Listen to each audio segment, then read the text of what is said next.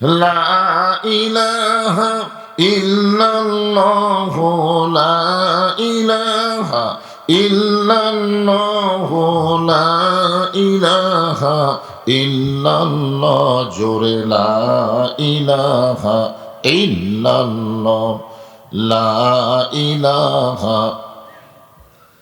আল্লাহ রাসূল বলেছেন, কোন ব্যক্তি যদি সারা জীবন পাপ করে আর যে কলেমার জিকির করতেছেন, মৃত্যুর সময় এই কলেমা যদি জবানে জারি থাকে, শুধু জবানে কলেমা জারি থাকার কারণে আল্লাহ তার জীবনের সমস্ত গুনাহ মাফ করে দেয়। আফজালু জিকির লা ইলাহা। তো এখন থেকে চর্চা না থাকলে মৃত্যুর সময় মুখে আসবে, এই জন্য এখন থেকে চর্চা করা লাগবে, লা ইলাহা ইল্লাল্লাহ। সকলে জবান করে মহব্বতে লা ইলাহা।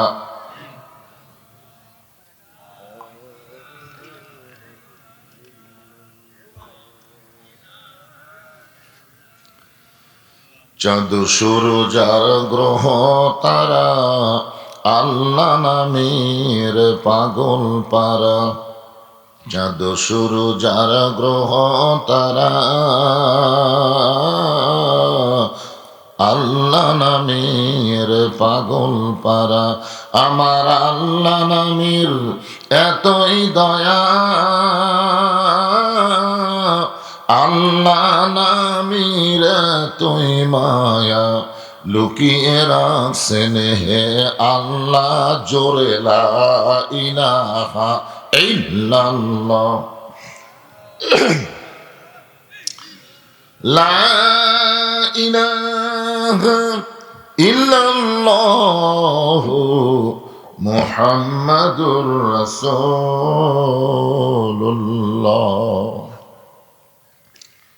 যখনই মোহাম্মদ রাসূলুল্লাহ বলবো অথবা শুনবো, জবান খুলে কি বলতে হবে? এটা বলা কি সুন্নত নফল? এটা বলা হলো ওয়াজিব। এখানে একদল ফেরেশতা আছে যাদেরকে বলা হয় মালাইকাতুস সায়রা, সবসময় খালি তারা দৌড়ে বেড়ায়। আপনি যখনই নবীর মহব্বতে নবীর উপর দরুদ পড়বেন, ওই ফেরেশতারা এই মাহফিল আর থাকতে পারবে না, এক উড়ান দিয়ে চলে যাবে রাসূলের রওজায়। আপনার নামেই দরুদগুলো নবীর রওজায় পৌঁছায় দিবে। আমরা সবাই হয়তো মদিনা যাওয়ার সুযোগও নাই, তৌফিক নেই, কিন্তু দরুদগুলো মুহু মুহু মদিনায় যাক, এটাকে আপনারা চান না? এই জন্য যখনই নবীর নাম উচ্চারণ হবে, জবান খুলে মহব্বতে বলবো সাল্লাল্লাহু আলাইহি ওয়াসাল্লাম। আপনাদের মাঝে মাঝে যিনারা বসে আছেন, মঞ্চে আছেন, মাগরিব পর থেকে এতক্ষণ পর্যন্ত কোরআন হাদিসের আলোকে অত্যন্ত গুরুত্বপূর্ণ আলোচনা করে আপনাদেরকে শোনালেন, আলেম ওলামা সহ আজকের মাহফিলের বক্তাগণকে অন্তরের অন্তঃস্থল থেকে আমি শুভেচ্ছা জ্ঞাপন করছি। কঠিন শীতের ভিতরে আরামের বাড়ি, আরামের ঘুমকে বাদ দিয়ে ল্যাব তোষকের মহব্বত কলিজা থেকে বের করে আল্লাহ রাসূলের মহব্বত কলিজায় ধারণ করে পবিত্র কোরআন শরীফের আকর্ষণে আমার সামনে যিনারা বসে আছেন, আমি আমার অন্তরের অন্তঃস্থল থেকে আপনাদের সবাইকে শুভেচ্ছা জ্ঞাপন করছি। সম্মানিতা মা বোনেরা, পর্দার অন্তরালে বসে বসে যিনারা আলোচনা শুনতেছেন, তাদেরকে শ্রদ্ধা জ্ঞাপন করে এই মুহূর্তে জানতে চাচ্ছি আপনারা সকলে কেমন আছেন? আলহামদুলিল্লাহি রাব্বিল আলামিন। যে আল্লাহ শারীরিক সুস্থতা, মানসিক প্রশান্তি দান করে আজকের এই জান্নাতের বাগানে কবুল করলেন, আমরা সে আল্লাহর উপরে খুশি না বেজার? তাহলে জবান খুলে সমস্বরে সকলে বলবো রব্বানা লাকাল হামদ হামদান কাসীরান তাইয়িবান মুবারাকান ফীহি। আমাদের ভাগ্য এত ভালো, আমরা একজন আল্লাহ পেয়েছি, বলেন সুবহানাল্লাহ। অনেকে ভগবান কয়, ঈশ্বর কয়, গড কয়, কিন্তু আমরা কি বলি? আল্লাহ। আল্লাহ নিজের সম্পর্কে নিজেই বলেছেন, আল্লাহু লা ইলাহা ইল্লা হুয়াল হাইয়ুল কাইয়্যুম লিল্লাহি মা ফিস সামাওয়াতি ওয়াল আরদ লাহুল মুলকু ওয়া লাহুল হামদ হুয়াল্লাহুল্লাযী লা ইলাহা ইল্লাহু আলহামদুলিল্লাহ। সকলে বলেন আলহামদুলিল্লাহ। এমন একজন আল্লাহ পাওয়া হলো ভাগ্যের ব্যাপার। আমাদের ভাগ্যটা অত্যন্ত ভালো, জন্মসূত্রে আল্লাহ আমাদেরকে মুসলমানের ঘরে কবুল করে নিল। সুবহানাল্লাহ কন্যা কেন? এই দুনিয়ায় মানুষ পাঠানোর দায়িত্ব কার? আল্লাহ যদি আমাদের হিন্দু বৌদ্ধ খ্রিস্টানদের ঘরে পাঠাতো, আমাদের করার কিছুই ছিল না।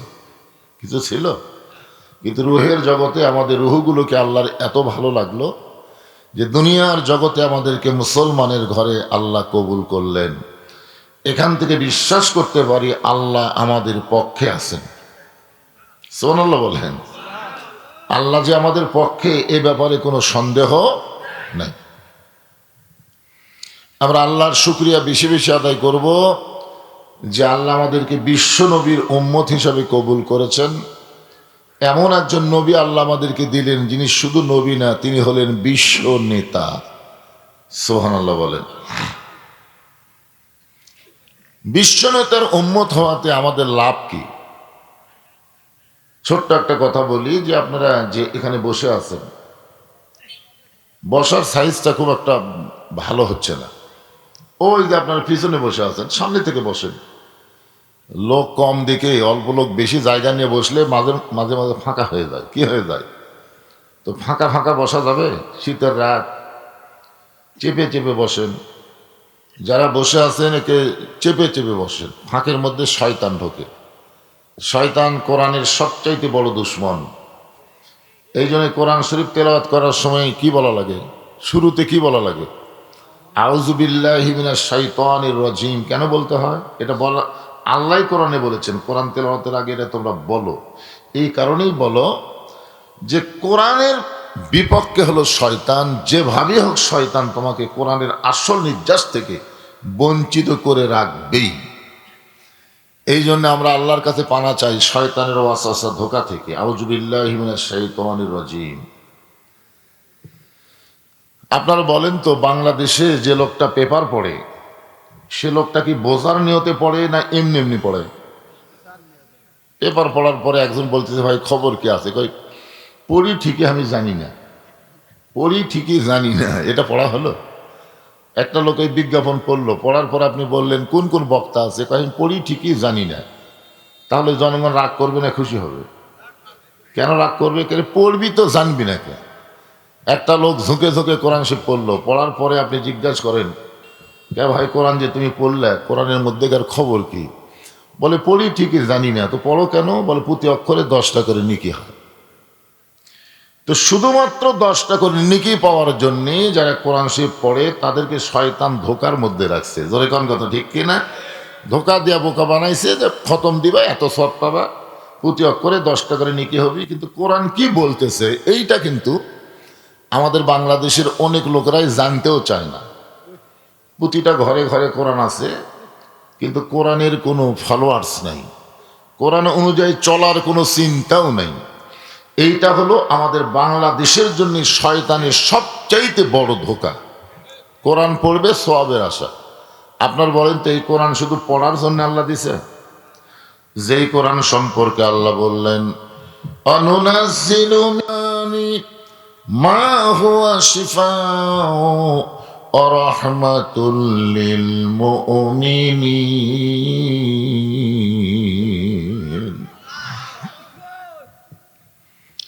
চিন্তা করে দেখেন যে এই যে কোরআনের আমরা আলোচনা তাফসির শুনতে আইছি, যদি আপনি ফাঁক ফাঁক করে বসেন, ফাঁকের মধ্যে শয়তান বসবে। শয়তান আমাদের আপনজন না শত্রু? এ কথা কে কইছে? আল্লাহ বলেছেন, ইন্না শাইতানা লাকুম আদুউন ফাত্তাখিযুহু আদুওয়ান। শয়তান তোমাদের শত্রু, তোমরা শয়তানকে শত্রু হিসাবে ধরো। তো এই জন্যে ফাঁকা ফাঁকা না রেখে জমে বসেন। ভাই আমি যেটা বলতেছি, ও যে আপনার পিছনে বসে আছে, আমরা কি হ্যাঁ আপনারা কি আলাদা দলের মানুষ? আরে যে যে দল করেন করেন, কিন্তু কোরআনের মাহফিলে যখন আসবেন তখন দলাদলি নাই। আমরা সমস্ত দল ভাঙ্গে এক কাতারে থাকতে চাই। ধরে কোন ঠিক কিনা বলেন? হ্যাঁ, এই জন্য তো বক্তারা অনেক সময় স্লোগান দেয়, দুনিয়ার মুসলমান এক হও, এক হও। স্লোগান আছে না নাই? আমরা এক হব, এখন হব না, মরার পর। যেরকম কি আপনাকে এলাকায় আওয়ামী লীগ, বিএনপি, জাতীয় পার্টি, জামাত, তাবলিগ, পীর মুরিদি যে কোনো মুসলমান মল্লি আমরা কি পড়েন? ইন্না লিল্লাহি পড়েন? আপনারা পড়েন না? আওয়ামী লীগের জন্য আলাদা আছে নাকি? বিএনপির জন্য আলাদা? জাতীয় পার্টির জন্য আলাদা? তাহলে মরার পরে সব মুসলমানের একই আয়াত, আর বাঁচতে আমাদের এত ভাগ, ব্যাপার কি? এই 14 দল 20 দল থাকবে না, সব দেখা হলো শেষ। আগামীতে দেখব আল্লাহর কোরআনের বাংলাদেশ। জোরে কোন কথা ঠিক কিনা? থাকবে না, ইনশাল্লাহ থাকবে না। যত দল আছে সব দল শেষ হয়ে আমাদের মুসলমানকে এক দলই আসা লাগবে, ঠিক কিনা বলেন? এক দলই আসা লাগবে। হ্যাঁ, তো আমরা বিশ্বনবীর উম্মত হওয়াতে আমাদের লাভটা কি, এইটা বোঝানোর জন্য বলতেছি যে আমাদের নবী কিন্তু শুধু আমাদের নবী না, আমাদের নবী হলেন আমাদের নেতা। যেরকম আমাদের কি, এই যে আমরা দরুদ শরীফ পড়লাম, আপনারা পড়লেন আল্লাহুম্মা সাল্লি আলা সাইয়্যিদিনা মুহাম্মদ, পড়েন আপনারা? আল্লাহুম্মা সাল্লি আলা সাইয়্যিদিনা মানে কি? আমাদের নেতা। যেই নেতা নবী বলেছেন তোমরা যদি ঈমান নিয়ে, তোমরা যত পাপ করো অসুবিধা নেই, যদি ঈমান নিয়ে মরবার পারো, আমি রাসূল ওয়াদা দিয়ে দিলাম তোমাদেরকে সঙ্গে না নিয়ে আমি একা জান্নাতে যাব না। এই কথা শোনার পরে সুবহানাল্লাহ যদি মুখত না আসে তো কখন আসবে? আপনারা কি এরকম চিন্তা করে আছেন যে আমি আমার আমল দিয়া জান্নাতে যাব? এরকম ধান্দা আছে আপনাকে? যে ইমানের বেসাইজ আর আমলের তো কোনো ঢপই নেই। হ্যাঁ, এই ইমান এই আমল নিয়ে আমরা জান্নাতে যাওয়া খুবই কঠিন। আছেন আমার মুক্তার, আছেন আমার ব্যারিস্টার, সেজ বিচারের হাইকোর্টেতে তিনি আমায় করবেন পার। আমি পাপী, তিনি জামিনদার। আল্লাহ যখন হাকিম হইয়া আমাদেরকে আসামি বানায় বিচার শুরু করবেন, ওই সময় আমাদের নবী উকিল হয়ে, ব্যারিস্টার হয়ে আল্লাহর কাছে আমাদের ব্যাপারে ওকালতি করে আমাদেরকে সুপারিশ করে জান্নাতে পৌঁছায় দিবে। এমন একজন নবীর নেতা পাওয়াতে খুশি না বেজার? তাহলে জবান খুলে আর একবার বলি আলহামদুলিল্লাহ। যে কোরআন থেকে আপনারা তাফসির শুনবেন, এই কোরআনের ছোট্ট একটা সূরা আজকে আপনাদের সামনে আলোচনা হবে। নাম হলো কাউসার। জোরে বলেন, নাম কি? কাউসার। এই যে চাঁদে আপনারা ওয়াজ শুনতেছেন, আজকে তো রাত 12টার পরই তারিখ খালি পরিবর্তন হবে না, বছরই পরিবর্তন হয়ে যাবে। জোরে কোন ঠিক না? আজকে রাত 12টার পরে 2026 সাল শুরু হবে। এখন আমরা 25-এর মধ্যে আছি। কতর মধ্যে আছি? 25-এর মধ্যে আছি। হায় হায়, মিশে মায়াই বন্দি থাইকা করলাম কত খেলা, পশ্চিমে তাকায়া দেখো তোমার ডুইবা গেছে বেলা। এক পলকের নাই ভরসা, মিশে সকল আশা, কখন বুঝি দারুণ ঝড়ে ভাঙবে তোমার বাসা। আমি একদিন ওয়াজ করে বাড়িতে যায় আমার বউয়ের হাতে টাকা দিলাম, দেখো আজকের কামাই দেখো, দেখছে? আমার বউ টাকা হাতে নিয়ে কাঁদতেছে। আমি কান্দো কেন? বলে তুমি আজকের দিনের টাকা দেখতে পেলে, কিন্তু তোমার যে আজকের দিনের হায়াত কমে গেল। আজকে যে তোমার একটা দিন কমে গেল, একটা দিন তোমার হায়াতের থেকে যে কমে গেল, এইটা খেয়াল করছে? চুল করছে। আসলেই তো তাই, আসলেই তাই ভাই। আমরা যেগুলো দেখান না সেগুলো দেখতেছি, যেগুলো খেয়াল করা লাগবে সেগুলোর দিকে আমাদের খেয়ালই নেই। 25 সাল আমাদের মাঝ থেকে বিদায় হয়ে 26 সাল আসতেছে, তার মানে একটা বছর শেষ। এই বছরে তুমি আবার এখন মোবাইল দিয়ে কি শুরু করলো? আবার এই আশ্চর্য কথা। হ্যাঁ, এমনি তো আমি আপনাদের জয়পুরহাটে যত মাহফিল করছি, বুঝলেন, মাহফিলে তো বসার জায়গা হয় না, খাড়া হয়ে থেকে শোনা লাগে। আর আজকে এটা দেখেই তো আমার ফোকাস আউট হয়ে গেছে। এরকম হওয়ার পিছনে কারণ হলো তীব্র শীতের কারণে মানুষ এখন বাড়ির থেকে আর বাইরে হচ্ছে না। আপনি বলেন তো, যে লোকটা 5 ওয়াক্ত নামাজ পড়ে না, তার কাছে ল্যাপের চাইতে ওয়াদের দাম বেশি। এই শীতের ঠান্ডার ফজরের নামাজই পড়ে না, আর সেই লোকটা এত কষ্ট করে ওয়াজ শুনবে কেন? হ্যাঁ শুনতো, যদি আপনারা গরু টরু জব করে একটু তাবারক পাকাতেন ওয়াজের শেষে, সেই খাইদায় আছে, তাহলে দেখতেন কতগুলা আসতো। হ্যাঁ, এই জন্য কি বাবা কি হয়েছে শোনেন, কথাগুলো যেগুলো হচ্ছে একটু গুরুত্ব দিয়ে শোনেন। যে কোরআন থেকে আমরা আলোচনা শুনবো, এই কোরআন সম্পর্কে আমাদের ধারণা কি? এই কোরআনের মধ্যে কোনো সন্দেহ, এই কোরআন পাইকারি হারে সবাইকে হেদায়েত দিবে না। আল্লাহ বলেছেন হুদাল্লিল মুত্তাকিন, কেবলমাত্র মুত্তাকি বান্দাবান্দি যারা আল্লাহর কোরআন থেকে হেদায়েত পাবে তারা। মুত্তাকির 1 নম্বর বৈশিষ্ট্য হলো আল্লাযীনা ইউমিনুনা বিল গায়ব, অদৃশ্যের প্রতি বিশ্বাস স্থাপন করা লাগবে। আমরা কোনোদিন দেখি নাই, সে আল্লাহকে আমাদের বিশ্বাস করা লাগবে। আল্লাহ কোনোদিন দেখছেন? লাইলাতুল মেরাজে নবী যখন দুনিয়াতে আবার ফেরত আসলেন, ফেরত আসার পরে যখন মেরাজ সম্পর্কে রাসূল সাহাবীদের সামনে বলতেছেন, তখন একজন সাহাবী বলতেছে, ইয়া রাসূলুল্লাহ, আপনি কি আল্লাহর সঙ্গে সাক্ষাৎ পাচ্ছেন? আপনি যে গেছিলেন আল্লাহর আরশে, আল্লাহর সঙ্গে কি আপনার দেখা হয়েছে? তখন আল্লাহ রাসূল এভাবে হাত দেখালেন, এভাবে দেখেন, এভাবে রাসূল বুঝালেন, এক পাশে আল্লাহ, এক পাশে আমি ছিলাম। সুবহানাল্লাহ কন্যা। তখন একজন সাহাবী বললেন, হুজুর, আমরা এতদিন ধরে জানতাম আল্লাহু আকবার, আল্লাহ হলেন সবচাইতে বড়। আপনার বলেন তো, আল্লাহর চাইতে বড় কিছু আছে?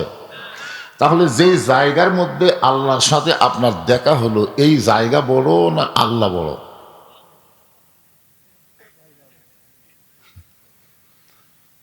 প্রশ্ন কিন্তু মারাত্মক, একটু হিসাব করে কথা বলবেন। যে জায়গার মধ্যে বর্তমানে আল্লাহ আছে না নাই? মানিস তাওয়া আলাল আরশ, আল্লাহ কোরআনে বলেছেন আরশে আল্লাহ অধিষ্ঠিত আছেন। এখন আপনাদের কাছে আমার প্রশ্ন হলো, আরশ বড় না আল্লাহ বড়? আল্লাহ যদি বড় হয় তাহলে কিভাবে আছে? না জানলে বলবেন জানি না। এ কোরআন শরীফ কি আর কি মারার জন্য? এটা তো জানানোর জন্য আল্লাহ দিছে। যেই কোরআনে আল্লাহ বলেছেন সব সমস্যার সমাধান দিতে পারে আল কোরআন, আমি যেই বলবো সব সমস্যার সমাধান, আপনার জবান খুলে বলবেন দিতে পারে আল কোরআন, সব সমস্যার সমাধান। আচ্ছা, আপনি যে নামাজের মধ্যে এক সময় এরকম আঙ্গুল তোলেন, এটা কি আপনার জানা তোলেন না এমনি এমনি তোলেন? কখন তোলেন? আশহাদু আল্লা ইলাহা ইল্লাল্লাহ। আচ্ছা, আপনি সাক্ষ্য দিচ্ছেন আল্লাহ কয়জন দেখছেন?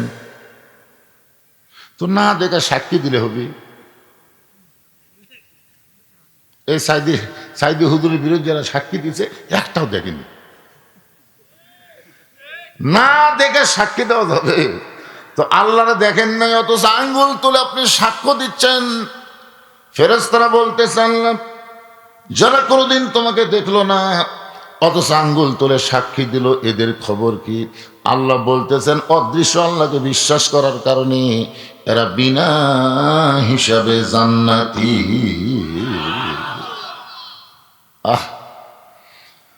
মুত্তাকিদের 1 নম্বর বৈশিষ্ট্য হলো অদৃশ্যের প্রতি বিশ্বাস স্থাপন করা। আমাদের 2 কাঁধে 2টা ফেরেশতা আছে, আপনার কোনোদিন দেখছেন? কিন্তু বিশ্বাস হয়? এই ছেলেরা, তোমাদের বিশ্বাস হয়? তোমরা তো দরজা জানলা বন্ধ করে ল্যাপের মধ্যে ঢুকে মোবাইল চালু করা মনে করো, কেউ নেই, এই সুযোগে যা ইচ্ছা তাই করি। আচ্ছা, কোনো ছেলেরা মেয়েরা যদি অশ্লীল কোনো ভিডিও দেখে, ওই সময় ওর কান্দের ফেরেশতারা কি কয়? দৌড় মারে?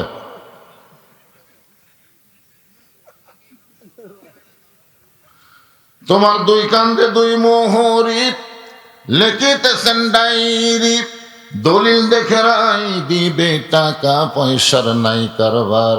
কিরামান কাতিবিনা ইয়ালামুনা মা তাফআলুন।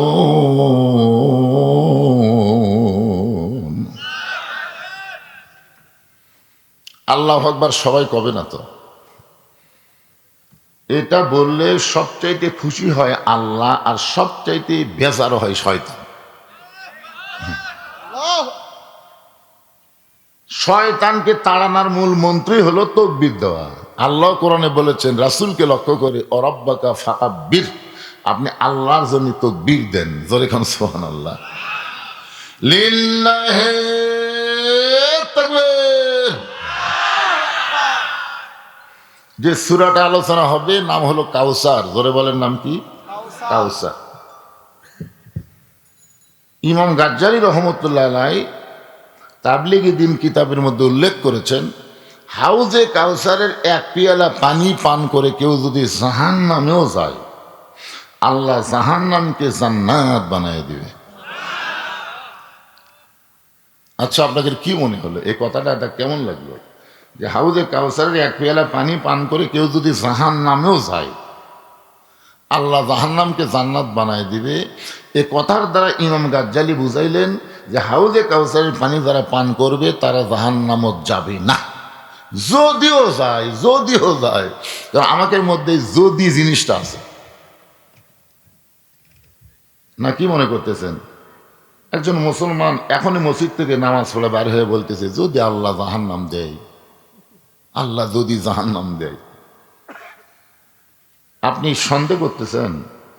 আপনার বাবার সম্পত্তি পাওয়ার ব্যাপার আপনি সন্দেহ করতেছেন? তো আপনি মানুষকে বলতেছেন আমার বাবার সম্পত্তি যদি না পাই, আমার বাবার সম্পত্তি যদি না পাই, তখন সাইড থেকে একদম কি কয়, তোর জন্মে ভেজাল আছে। তো যারা জান্নাত পাওয়ার ব্যাপারে সন্দেহ করতেছে এদের ইমানের মধ্যে ভেজাল আছে। ধরে কোন কি কথা কন না কেন? সন্দেহ কারা করে? সন্দেহ সন্দেহ সন্দেহ রোগটা ভালো রোগ। ধরে কোন ভালো, কিন্তু একটা হিন্দুর সন্দেহ নেই। আমি একটা হিন্দুকে বলছিলাম মরলে কোথায় যাবা? স্বর্গে যাব। আমি একটা মুসলমানকে বলছিলাম মরলে কোথায় যাবা? কবরে যাব। দেখছেন, হিন্দু কয় জান্নাত যাব, স্বর্গ মানে জান্নাত, আর মুসলমান কয় মরলে কবরে যাব। আপনি বলেন তো, মরলে আপনি কবরে যাবেন? আপনি কি চিন্তা করলেন? আপনি মারা যাওয়ার পরে আপনার খাঁচার কবর হবে, আপনার দেহের কবর হবে, কিন্তু আপনার ভিতরের পাখির কোনো কবর হবে না। পাখি খালি জায়গা পরিবর্তন করবে। জোরে কোন কি পরিবর্তন? পঞ্চ আত্মা পঞ্চরূহ হিসাবেতে দেখা যায়, একেতে দুইয়েরই জনম, পরমাত্মার মরণ নাই। কে বলে মানুষ মরে, মানুষ মরিলে তবে বিচার হবে কার? বুঝবার পারেননি? বুঝবার পারলে সবাই ঠিক বলতেন, কিন্তু যারা বুঝবার পারছে এরা ঠিক করছে। আপনার ভিতরের পাখির মৃত্যু নেই পাগলা। যদি আপনি আল্লাহর হুকুম অনুযায়ী চলেন, আপনার পাখি ইল্লিন নামক জান্নাতের বাগানে জায়গা পাবে। আর যদি আল্লাহর সঙ্গে গাদ্দারি করেন, তাহলে আপনার পাখিকে আল্লাহ তাআলা সিজ্জিন নামক জাহান্নামের অতল গহ্বরে ঢুকিয়ে দিবে। তো আমরা কোনটা চাই, ইল্লিন না সিজ্জিন? ইল্লিন যদি চাই তাহলে সূরা কাউসারের তাফসীরটুকু ভালোভাবে শুনতে হবে, সেই মোতাবেক নিজের জীবনকে গঠন করতে হবে। মানুষের তৈরি সমাজকে লাঠি দিয়া আল্লাহর কোরআনের রাষ্ট্র গঠন করার জন্যে আল্লাহর সৈনিক হওয়া লাগবে, চলবে না। মানুষের তৈরি করা কোনো সংবিধান মুসলমানের জন্য চলবে না। চলবে? আমি মুসলমান, আল্লাহর কোরআন থুয়া কে কি কইল সেইটা অনুযায়ী আমি চলবো, এটা চলবে না ভাইজান। ইমাম গাজ্জালী রহমতুল্লাহ আলাইহি বলেন, হাউজে কাউসারের পানি যেই দেহের মধ্যে ঢুকবে, ওই দেহটার জন্য আল্লাহ তাআলা জাহান্নামকে হারাম করে দিবে। এই হাউজে কাউসারের মালিক আল্লাহ তাআলা অন্য কাউকে দেয়নি, আমাদের নবীকে দিয়েছেন। সুবহানাল্লাহ। কেন কত ভাগ্য আমাদের ভালো। বিশ্ব নবী পাইছি, বিশ্ব নেতা পাইছি, নবীর উম্মত হইছি, আবার হাউজে কাউসারের মালিক আমাকে নবী। হাসর হবে তামার সানি, উম্মত বলবেন পানি পানি। হাসর হবে তামার সানি, উম্মত বলবেন পানি পানি। সেই কঠিন দিনে নবী বিনে, সেই কঠিন দিনে নবী বিনে পানি দেওয়ার সাধ্য কারো নাই। সেই পানিটাই হলো হাউজে কাউসার। সুবহানাল্লাহ।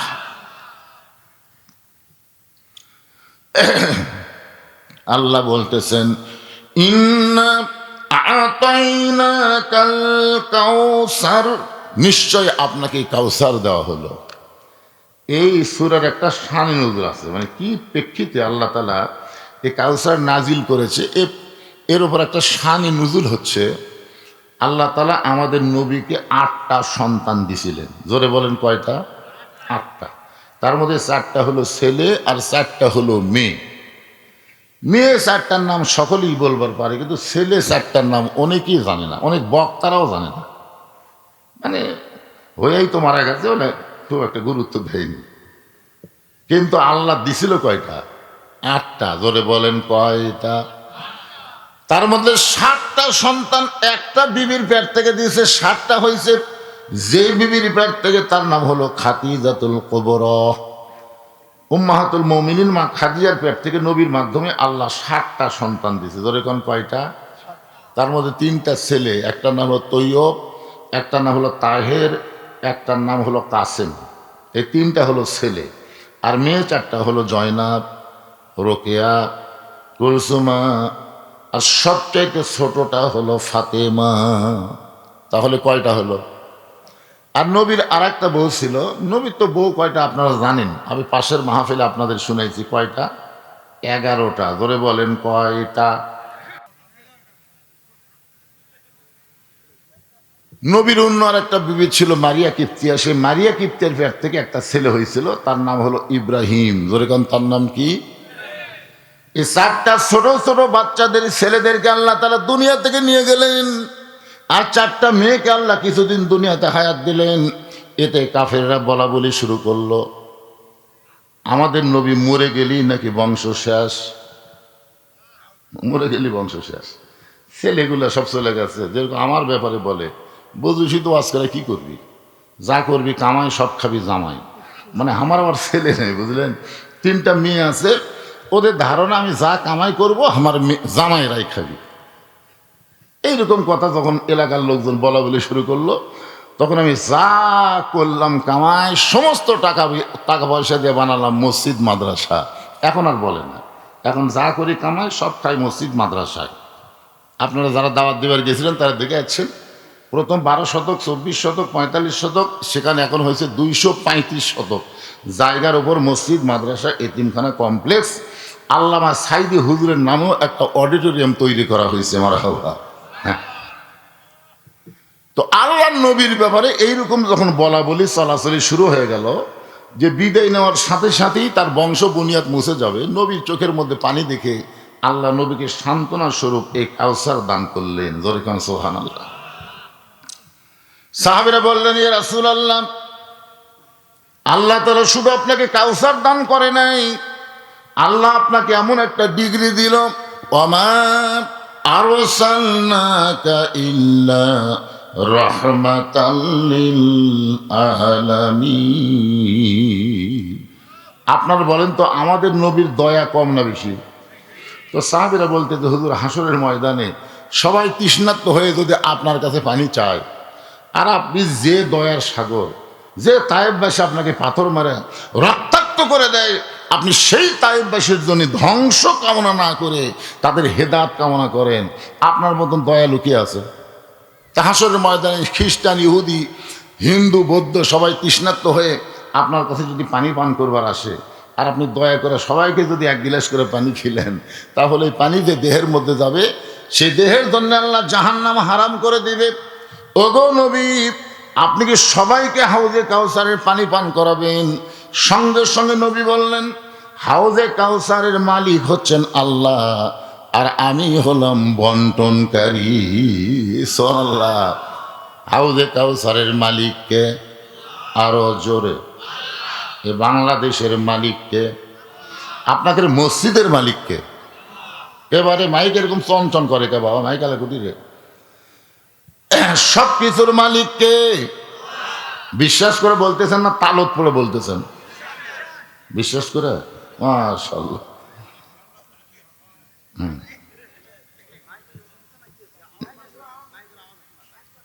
মাইকটা ভিতরে বেশি স্যানস্যান করতেছে বাবা, ভিতরে।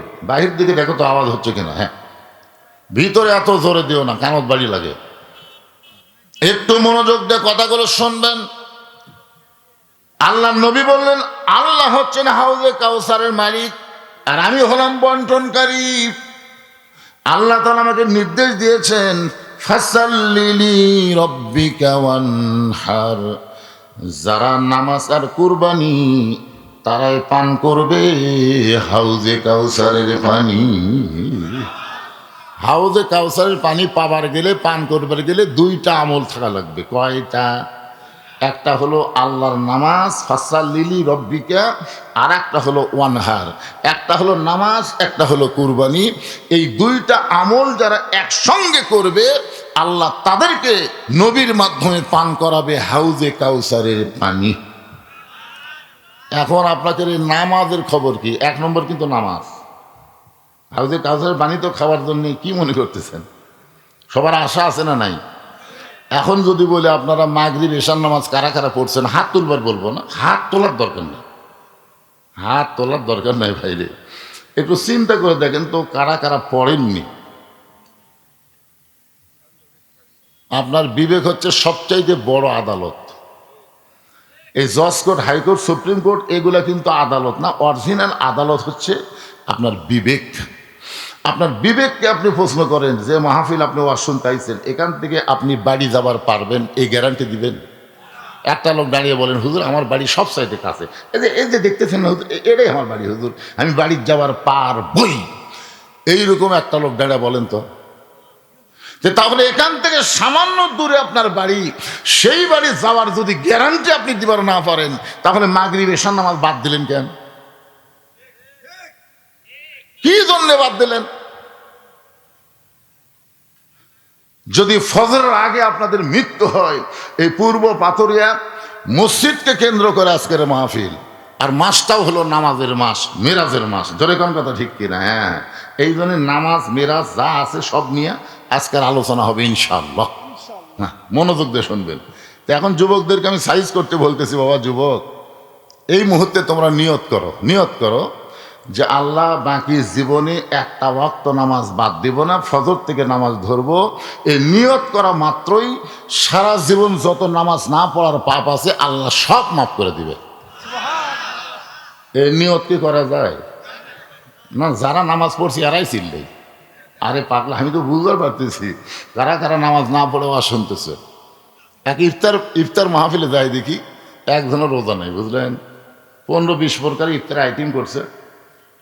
ইফতার কমিটির সভাপতি আমাকে বলতেছে, ভালো করে দোয়া করবেন হুজুর, হাজার হাজার টাকা খরচ করছি, হাজার হাজার টাকা খরচ করছি। এটা সভাপতির কথা। এ বললো না যে আমরা কষ্ট করে রোজা আছি, হুজুর ভালো করে দোয়া করবেন, এ কথা না, হাজার হাজার টাকা খরচ করছে। সাইড থেকে একজন খালি ঘড়ি দেখতেছে আর বলতেছে, হুজুর আজকে দিন লড়তেছে না, আজকের দিন এতই বড় হুজুর। এই কথা 3 বার যখন বলছে, আমি ওকে বললাম তুই আমার কাছে আন। যে কাছে আইছে, আর কানে কানে ফিস করে বললাম, তুই তো রোজা নাই। হুজুর আমি রোজা নাই, আপনি কেমনে জানলেন? আরে পাগলা, তোর সোপা দেখলে বোঝা যায়। আল্লাহ তাআলা রোজাদারকে 2টা সুসংবাদ, একটা হলো ইফতারের সময়, আর একটা হলো আল্লাহর সঙ্গে দেখার সময়। জোরে কোন সুবহানাল্লাহ। তো ইফতারের সময় তো কোনো রোজাদার বিরক্ত হবে না। তুই বারবার ঘড়ি দেখিস আর কই এত বড় দিন, এত বড় দিন, এ তো রোজাদার বলবে না। কারণ রোজাদারের জন্য ইফতার একটা কঠিন শান্তির সময়। জোরে কোন কথা ঠিক কিনা? তো এখানে মাগরিব এশার নামাজ না পড়া কারা ওয়াজ শুনতেছেন, কিছু কিছু বোঝা যাচ্ছে অবশ্য। তা আমি আর ওইগুলো বুঝবার চাচ্ছি না। নিয়ত করেন, গ্যারান্টি নাই, বাড়ি যাওয়ার গ্যারান্টি নাই, আর আপনি মাগরিব এশা বাদ দেওয়া শুনতেছেন? এত বড় সাহস কে দিল ভাইজান? হাউজে কাউসারের পানি যদি পান করতে চায়, এক নম্বরের নাম হলো নামাজ। যেরকম এক নম্বর কি? এই নামাজ আল্লাহ নবীকে কোথায় দিলেন? যাকাত দিলেন দুনিয়াতে, রমজানে রোজা দিলেন দুনিয়াতে, কিন্তু নামাজ আল্লাহ নবীকে দুনিয়াতে দেন নাই, নিয়ে গেছেন আল্লাহর আরশে। সুবহানাল্লাহ। আল্লাহ নবী 5 ওয়াক্ত নামাজ পাওয়ার পরে দুনিয়াতে আবার ফেরত এসে সর্বপ্রথম যার সঙ্গে দেখা হয়েছে বুঝলেন, তার নাম হলো আবু জেহেল। জোরে কোন তার নাম কি? সর্বপ্রথম নামাজ পাওয়ার পরে নবীর সঙ্গে যার দেখা হলো তার নাম হলো আবু জেহেল। তা আবু জেহেল বলতেছে, বাবা সন্ধ্যার সময় তোমাকে দেখলাম, নবী বলতেছে তুমি সুন্দর, কিন্তু সকালবেলা তুমি এত সুন্দর। আমাদের নবী যে সুন্দর ছিল এই ব্যাপারে সন্দেহ আছে? আবু জেহেল বলতেছে, বাজান সন্ধ্যার সময় দেখলাম তুমি সুন্দর, কিন্তু সকালবেলা এত সুন্দর, মনে হয় তোমার চেহারা দিয়ে আলো ঠিকরে ঠিকরে পড়তেছে। এত সুন্দর হওয়ার কারণ কি?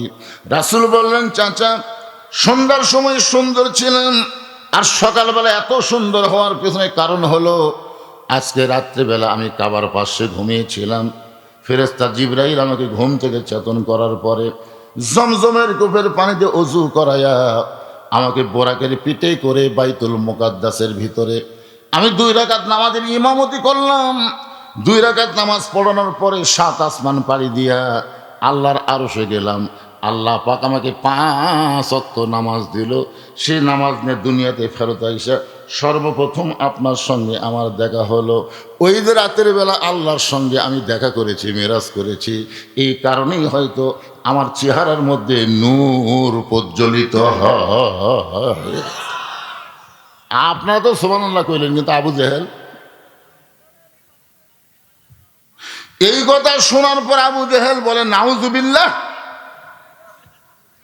আগে মনে করতাম তুমি আধা পাগল, কিন্তু এখন তো মনে হচ্ছে তুমি পুরা পাগল।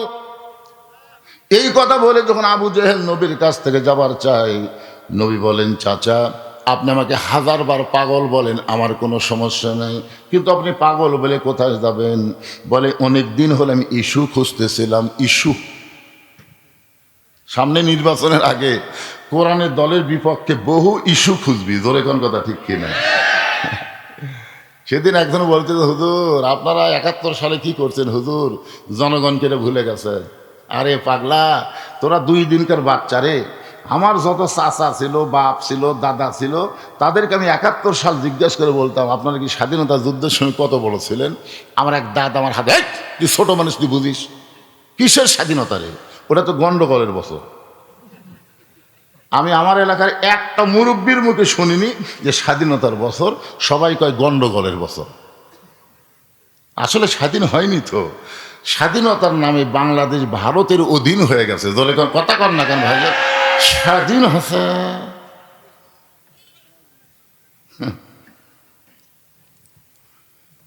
এই জিনিসগুলো আমাদের বোঝা লাগবে, বুঝি না তো। যুবকেরা খালি লাফালাফি করে। 30 লক্ষ মা বোনদের 30 লক্ষ শহীদ হচ্ছে, 30 লক্ষ বলে শহীদ হচ্ছে। আচ্ছা 30 লক্ষ যদি শহীদ হয়, 68,000 গ্রামে কত করে পড়তেছে? প্রতি গ্রামে কটি করে পড়তেছে? আমি যেই গ্রামে যেই ইউনিয়নে ওয়াজ করবার যাই, আমি বহু মুরব্বিক জিজ্ঞেস করি যে 71 সালে আপনাকে এলাকায় কয়জন মরিছে? কয় আমার তো জানা নাই। 60 থেকে 1 জন মরতে পারে। তাহলে প্রতি ইউনিয়নে, গ্রাম না, প্রতি ইউনিয়ন 2-4 জন 5 জন করে যদি মরে, হিসাব করে দেখা যাবে 50,000ই হবি না, তার 30 লাখ থেকে হলো। এর গাঁজা খড়ি গল্প কইয়া বাংলার মানুষদের ভুলাইছ। আগামীতে কোরআন যখন সংসদে যাবে, এই বাংলাদেশের কোনো গাঁজা খড়ি গল্প চলবে না। কথা ঠিক কিনা? এই জন্য আল্লাহ বলেছেন, ইয়া আইয়ুহাল্লাযীনা আমানুত্তাকুল্লাহা ওয়া কুনু মা'আস সাদিকিন।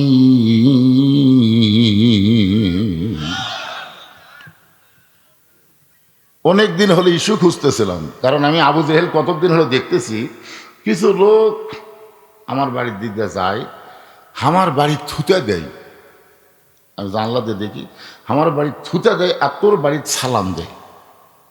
কিছুদিন আমি দেখতেছি আবু জেহেল বলতেছে যে আমার বাড়ির দিকে থুতা দেয় আর তোর বাড়ির সালাম দেয়। আমাকে অপমান করবে, তোকে সম্মান করবে, তোর মতো মানুষ আমার এলাকার থাকবে। আমি বার করার বহু চেষ্টা করতেছি কিন্তু ইস্যু পাচ্ছি না। আজকে ইস্যু পাচ্ছি, তোকে পাগল বানায় আমার এলাকা থেকে তাড়াবার চাই, এই কথা বলে আল্লাহ আবু জেহেল এক দৌড়ে যার বাড়ির দরজায় গেলেন, তার নাম হলো আবু বক্কর। জোরে বলেন নাম কি? আবু বক্করের দরজা দিয়ে বলেন, আবু বক্কর তোমার নবী যে পাগল হয়েছে তুমি কি জানো? যেই মাত্র কইছে তোমার নবী যে পাগল হইতে তুমি কি জানো, সঙ্গে সঙ্গে আবু বক্কর দরজা খুলে বলতেছে, আবু জেহেল যেই কথা একবার বলেছো এই কথার দ্বিতীয়বার বলবা না। যেই কথা একবার বলেছো এই কথা যদি দ্বিতীয়বার বলো। কি বুঝাচ্ছে? একবার বলেছো এই কথা দ্বিতীয়বার বললে এটাতে কি ধরবি? আবু জেহেল 3 ধাপ পিছনে যায় বলতেছে, আবু বক্কর তুমি না নরম মানুষ, তুমি নরম মানুষ, এত গরম হই না। আবু বক্কর বলতেছে, আল্লাহর নবীর বিরুদ্ধে কথা শোনার পরে কেউ যদি নরম ভূমিকা পালন করে তাহলে বুঝতে হবে সে আর মুসলমান নাই, সে মুনাফিক হয়ে গেছে। আমাদের বাংলাদেশে নবীর বিরুদ্ধে কথা বলে আল্লাহর নাকি আগামাতা নেই, আল্লাহর বলে আগামাতা নেই, এইরকম কথা আবুল সরকার বলে। আর বাংলাদেশের কিছু সুশীল বুদ্ধিজীবী তারকে আবার পক্ষ নেই। আল্লাহর কোরআনের রাষ্ট্র কায়েম হলে একটা নাস্তিকও বাংলার জমিনে থাকবে না। জোরে কোন কথা ঠিক কিনা?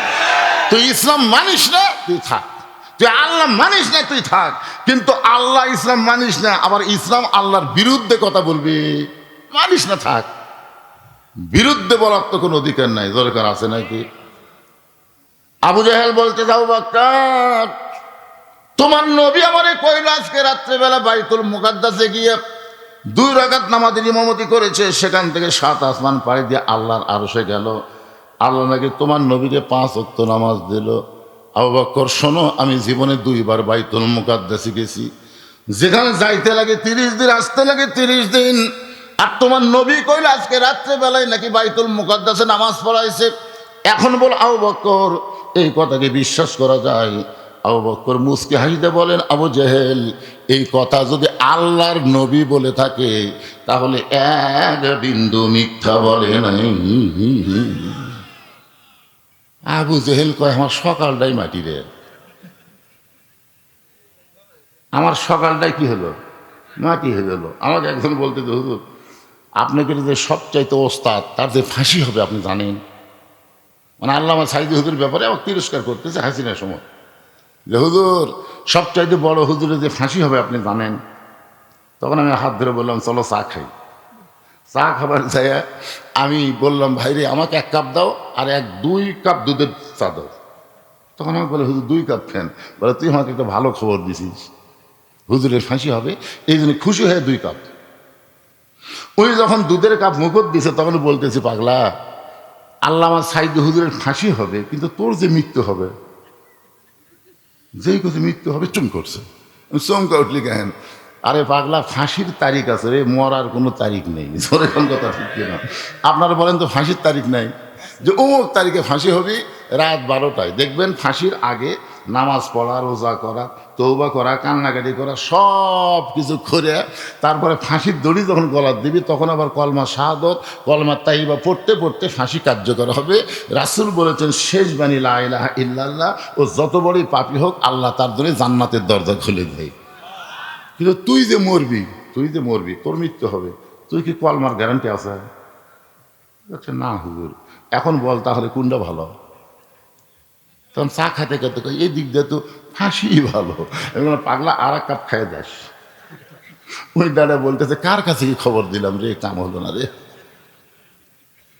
যার কাছে আল্লাহর কোরআন আছে, যে রীতিমতো আল্লাহর কোরআনকে তেলাওয়াত করে, তার কাছে কোনো আজে বাজে খবর দিয়ে লাভ নাই।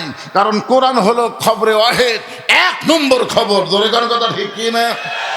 অন্যায় ভাবে যাদের ফাঁসি দেওয়া হলো, আল্লাহর কোরআন বলতেছেন ওয়ালা তাকুলু লিমান ইউকতালু ফি সাবিলিল্লাহি আমওয়াতুন ওয়াল আহইয়াউ ওয়ালাকিন লা তাশউরুন।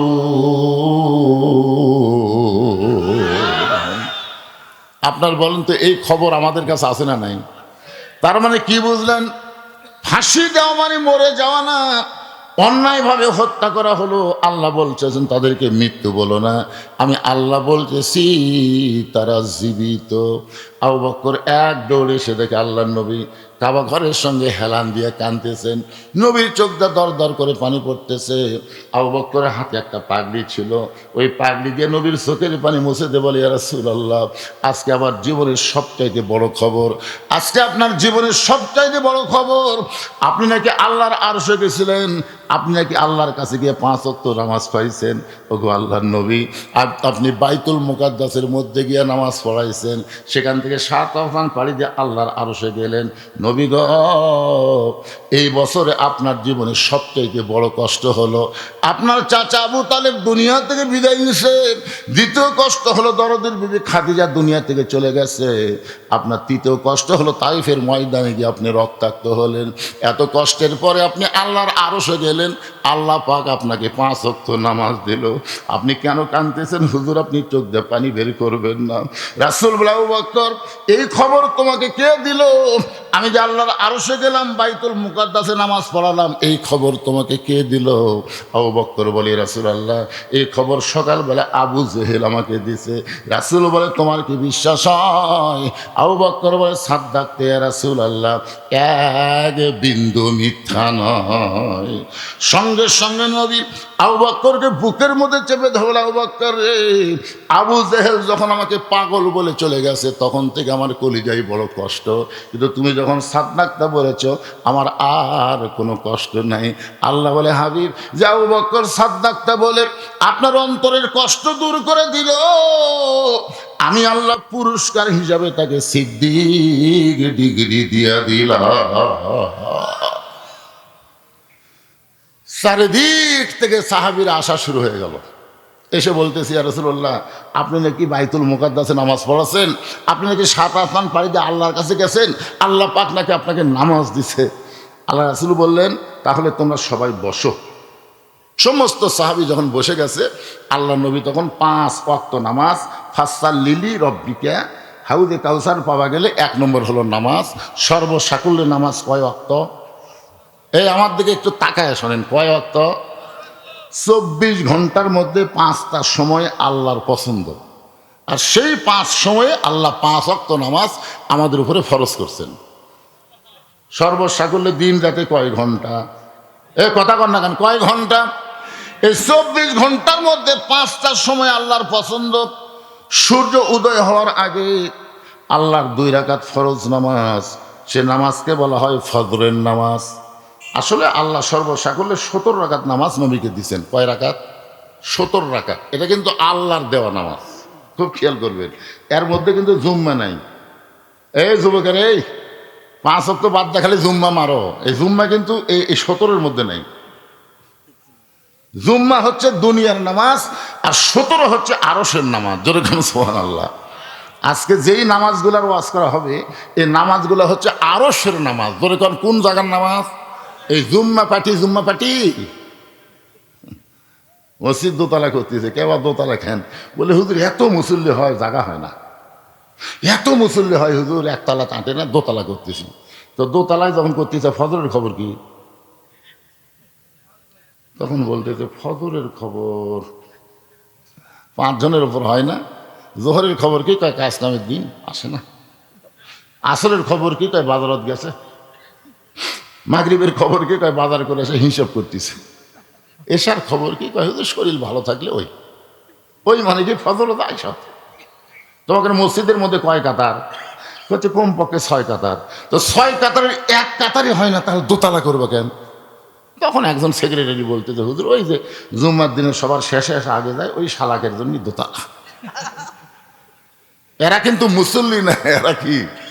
আল্লাহ কোরআনে বলেন, ফাওয়াইলুল লিল মুসাল্লিন আল্লাযীনা হুম আও সালাতিহিম সাহুন আল্লাযীনা হুম ইরাউন ওয়া ইয়ামনাউনাল মাউন। যারা জুমার নামাজ পড়ো বাজার, মন খারাপ করো না, আগে 5 ওয়াক্ত ওয়াজ শোনো। জুমার নামাজের কথা অবশ্যই আমি বলবো, কারণ সেই নামাজ সম্পর্কে আল্লাহ বলেছেন ইযা নুদিয়া লিস-সালাতি মিন ইয়াউমিল জুমআ ফাসাউ ইলা যিকরিল্লাহ। এখানে জুমার নামাজের কথা আছে না আজানের কথা? খুব খেয়াল করে শোনেননি। ইযা পীর সাহেবের নিয়ত করছি বেটি আছে, ইমামের নিয়ত করাও বেটি আছে, শয়তানও খিলে বেড়েছে যে বেটা আছে। ওই বাড়ি খায়া মন খারাপ করে আসতেছে, রাস্তার মধ্যে হুজুরের সাথে ইমামের সাথে দেখা। ইমাম বলে কি বাবার মন খারাপ কেন? বলে বেটা হয়েছে। তো বেটা হওয়া তো ভালো, আলহামদুলিল্লাহ। শয়তানকে ভাত খাওয়ানো নিয়ত করছি। কোথায় গেছিল? কয় বাবার কাছে গেছিলাম, পিটন দিছে। ইমাম সাহেব বলতেছে বাবা কাবা কিছুই লাগবি না, লাগাতার 3 জুম্মা তুমি খালি মসজিদের শেষ কাতারে নামাজ পড়বে। তুমি খেয়াল করে দেখবে সবার শেষে কে আসলো আর সবার আগে কে গেল। একই ব্যক্তি যদি 3 দিন এই আমল করে, সে মানবরূপী শয়তান, তাকে 1 সুন্দা খাওয়ালেই তোমার মান্যত পুরা হবে। যাও তুমি খালি খেয়াল করে দেখবে লাগাতার কয় জুম্মা? 3 জুম্মা। সবার শেষে কে আসলো, সবার আগে কে গেল। একই ব্যক্তি যদি এই আমল 3 জুম্মা করে, তাহলে এই মানুষরূপী শয়তান, ওকে 1 সুন্দা খাওয়ালেই তোমার মান্যত পুরা হবে। আপনারা বলেন তো মানুষের মধ্যে শয়তান আছে না নাই?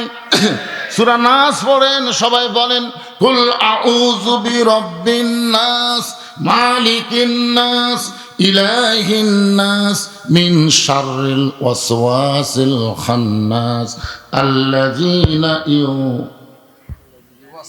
ইউওয়াসবিসু ফি সুদুরিন নাস মিনাল জিন্নাতি ওয়ান নাস। এখন 5 ওয়াক্ত নামাজের কথা হবে, জুমার নামাজের কথা আসতেছি। কি মন খারাপ করতেছেন? 5 ওয়াক্ত সূর্য উদয়ের আগে যেই নামাজটা আমরা পড়ি 2 রাকাত জামাতের সঙ্গে, সেই নামাজ হলো ফজরের নামাজ।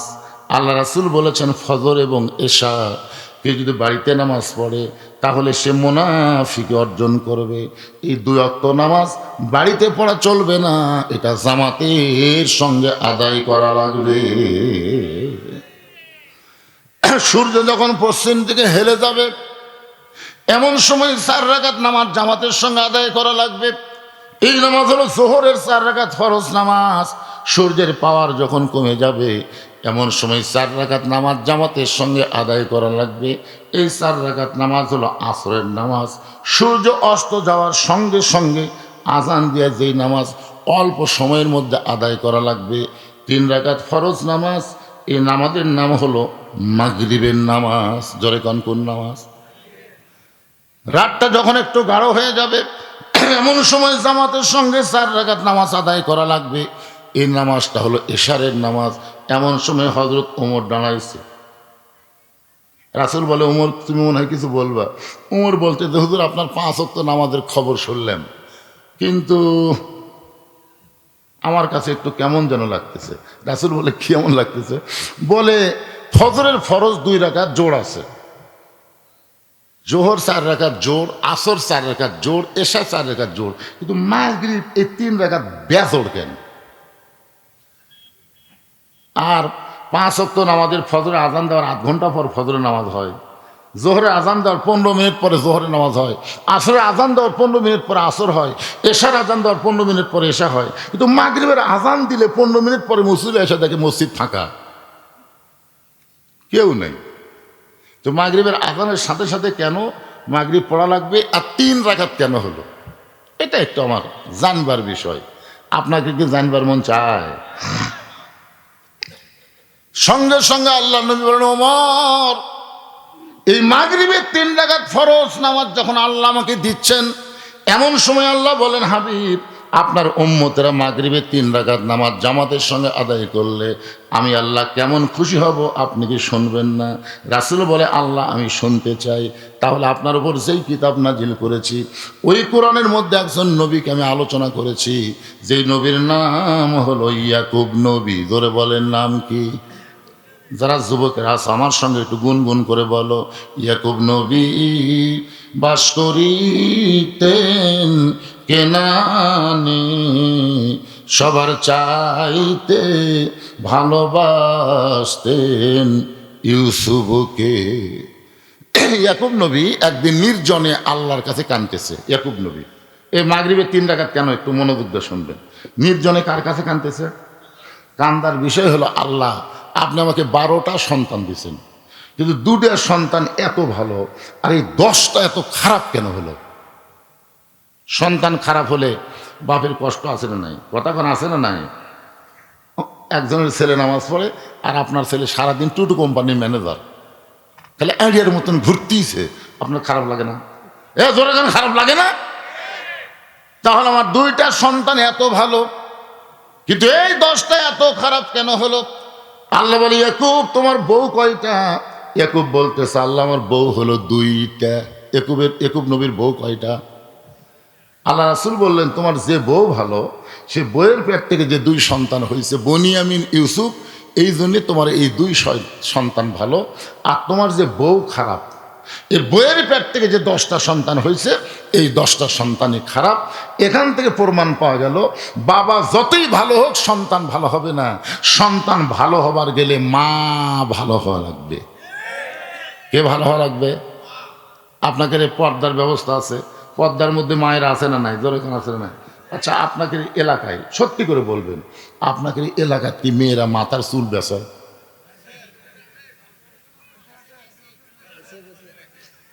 একেবারে জানিয়া করছেন না, বুঝে?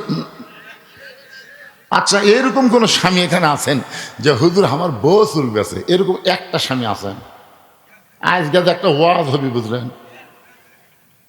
না না না, যার বউ বেচে সে স্বামী খাওয়া লাগবে। শোনেন, মেয়ে মানুষ মারা গেলে, আপনাকে এলাকায় মেয়ে মানুষ মারা গেলে কয় কাপড় দেন?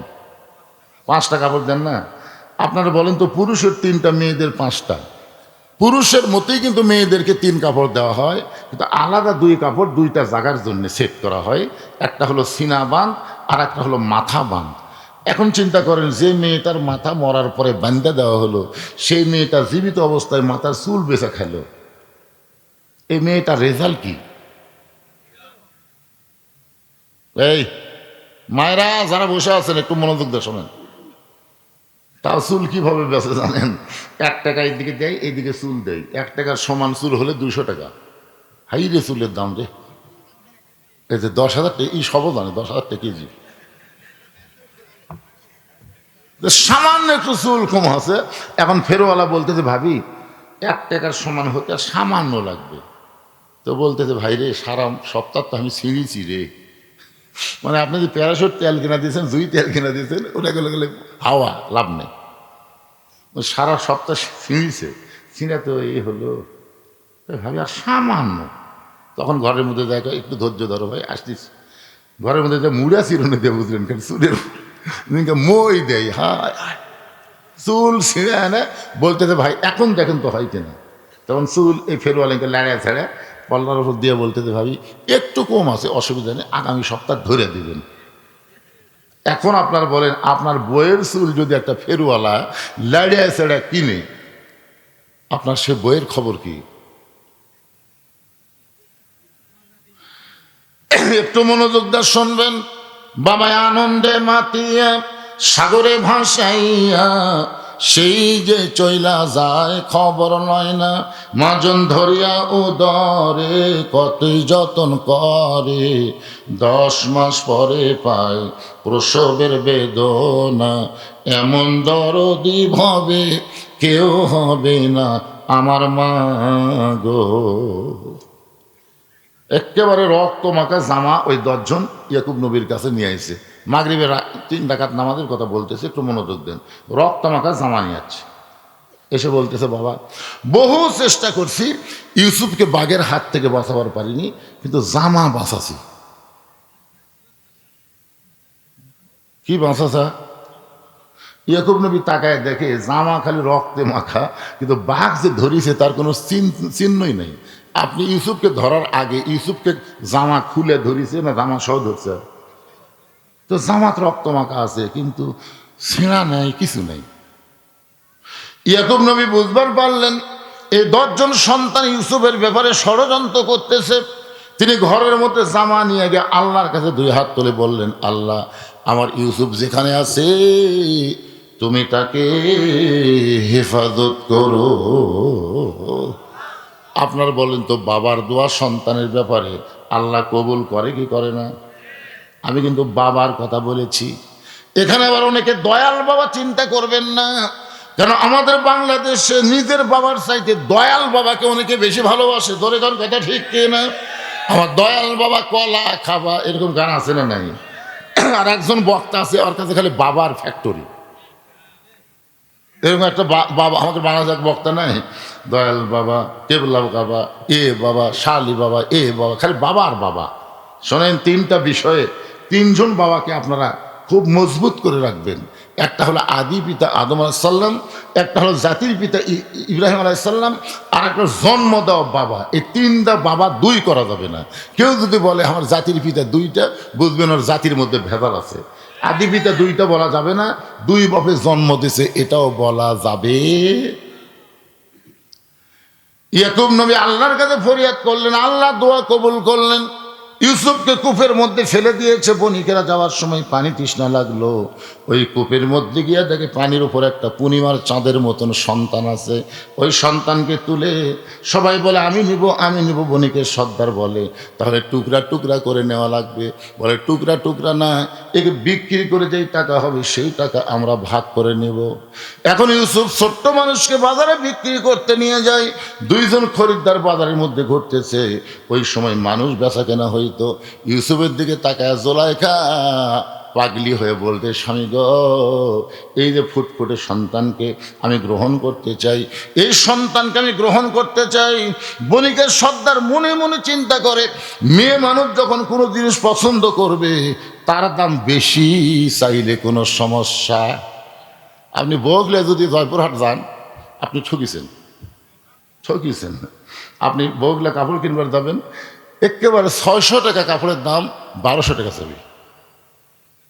আর এরকম কাপড় বাড়ি করে ভাবি এইটা আমার মানবি, ভাবি আরে হয়। এই জন্যে মেয়ে মানুষ কোনো জিনিস পছন্দ করলে দাম বেড়ে যায়। যখনই বণিকের সর্দার বুঝবার পারছি ইউসুফরে পছন্দ করছে একজন নারী, তার নাম হলো জুলাইখা। জোরেকার নাম কি? 1 লক্ষ স্বর্ণ মুদ্রা। আজিজ মিশর বলে কি এত কি এর দাম হয়? জুলাইখা বলতেছে, বহু বছর সংসার করলাম, এখন পর্যন্ত সন্তান দিবার পারলা না। একটা সন্তান কিনবার চাই, এখানে তোমার টাকা বাজলো কোন জায়গায়? 1 লক্ষ স্বর্ণ মুদ্রা দিয়া ইউসুফকে জুলাইখা কিনে নিয়ে বাড়িতে যায়। নিজের সন্তানের মতন তাকে লালন পালন করে, নিজের সন্তানের মতোই লালন পালন করে। কিন্তু এক সময় ইউসুফ বড় হচ্ছে। সুবহানাল্লাহ খান। আচ্ছা বলেন, একটা পুরুষ মানুষ একটা ছেলে বড় হলে, একটা বালক যদি, একটা ছেলে যদি বালক হয়, তার মধ্যে কিছু সিমটম দেখা যায় না? কথা কানা যায় না? আমরা তো অনেক সময় না বালক হয়েই থাকবার চাই। খুব খেয়াল করবেন, একটু পুরুষ হচ্ছে পুরুষ। এই জন্য আল্লাহ রাসূল বলেছেন, দাড়িমোট যতদিন বাচ্চাদের না উঠবে, সেই বাচ্চা যদি পর পুরুষ হয়, দুলা ভাইয়ের সাথেও শালা থাকা যাবি না। আমার কথা কি বুঝতে পারলেন? দাড়িমোট যতক্ষণ না উঠবে ততক্ষণ মেয়া মেয়া লাগে। যখন কি লাগে? মেয়ার মতন লাগে। ভাইজান, আপনি সামনে বসে তার মন খারাপ করেন না, অসুবিধা নেই। একটা পুরুষ মানুষের একটা ঢপ আছে তো, একটা চেয়ারে নাই, এ ধরে কোন আছে না? নাই, কথা কর না। ইউসুফের দাড়ি মোজ গজাইছে, যেই পুরুষের মতন ইউসুফের চেহারা হয়েছে। এমন সময় জুলাইখা ইউসুফের দিকে তাকাই, মিন শাররিল ওয়াসওয়াসিল খান্নাস, ভিতরে শয়তান বলতেছে, জুলাইখা তোর আজিজ মিশর বুড়া হয়ে গেছে, কি টকবগার যুবক। ও জুলাইখা, ইউসুফ তো তোর নিজের কেউ না, আজ থেকে নিজের করে নাও ভালোবেসে। জুলাইখা ইউসুফের চেহারা থেকে প্রেমে পড়ে যেই মাত্র ইউসুফের গায়ে হাত দেয়, সঙ্গে সঙ্গে ইউসুফ বলতেছে, হারাম হারাম। জুলাইখা চমকে গেছে, কিসের হারাম? ইউসুফ বলতেছে, এভাবে আমার গায়ে হাত দিবেন না। এতদিন আপনি আমাকে নাড়াচাড়া করেছেন, তখন আপনার শরীরের মধ্যে কোনো গরম পাই নাই, কিন্তু আজকে কিভাবে আপনি আমার গায়ে হাত দিলেন? আমার দেহে কেন গরম লাগতেছে? কুল্লু নাবিউন মাসুম আইন, আল্লাহ প্রত্যেকটা নবীকে বেগুনা মানায় দিছে। ধরে কান সুবহানাল্লাহ। জুলাইখা চিন্তা করে দেখে সোজা আঙ্গুলে ঘি উঠবে না, আঙ্গুল বাঁকা করা লাগবে। আঙ্গুল বাঁকা করার জন্য জুলাইখা ইউসুফকে নিয়ে গেলেন নির্জন ঘরে, 10টা দরজায় তালা দিয়া একেবারে নির্জন ঘরে নিয়ে গেলে, ইউসুফ রে এখন তুমি কি করবা, লক্ষ্য করে দেখো তুমি আর আমি ছাড়া কেউ নাই, আমার মনের বাসনা পুরা করা লাগবে। ইউসুফ চোখের পানি বের করে বলতেছেন, ইন্নী আখাফুল্লাহ, আমি আল্লাহকে ভয় করি। আমি কাকে ভয় করি? জুলাইখা বলতেছে এখানে কেউ নাই, তুমি আর আমি, তুমি আর আমি কেউ নাই।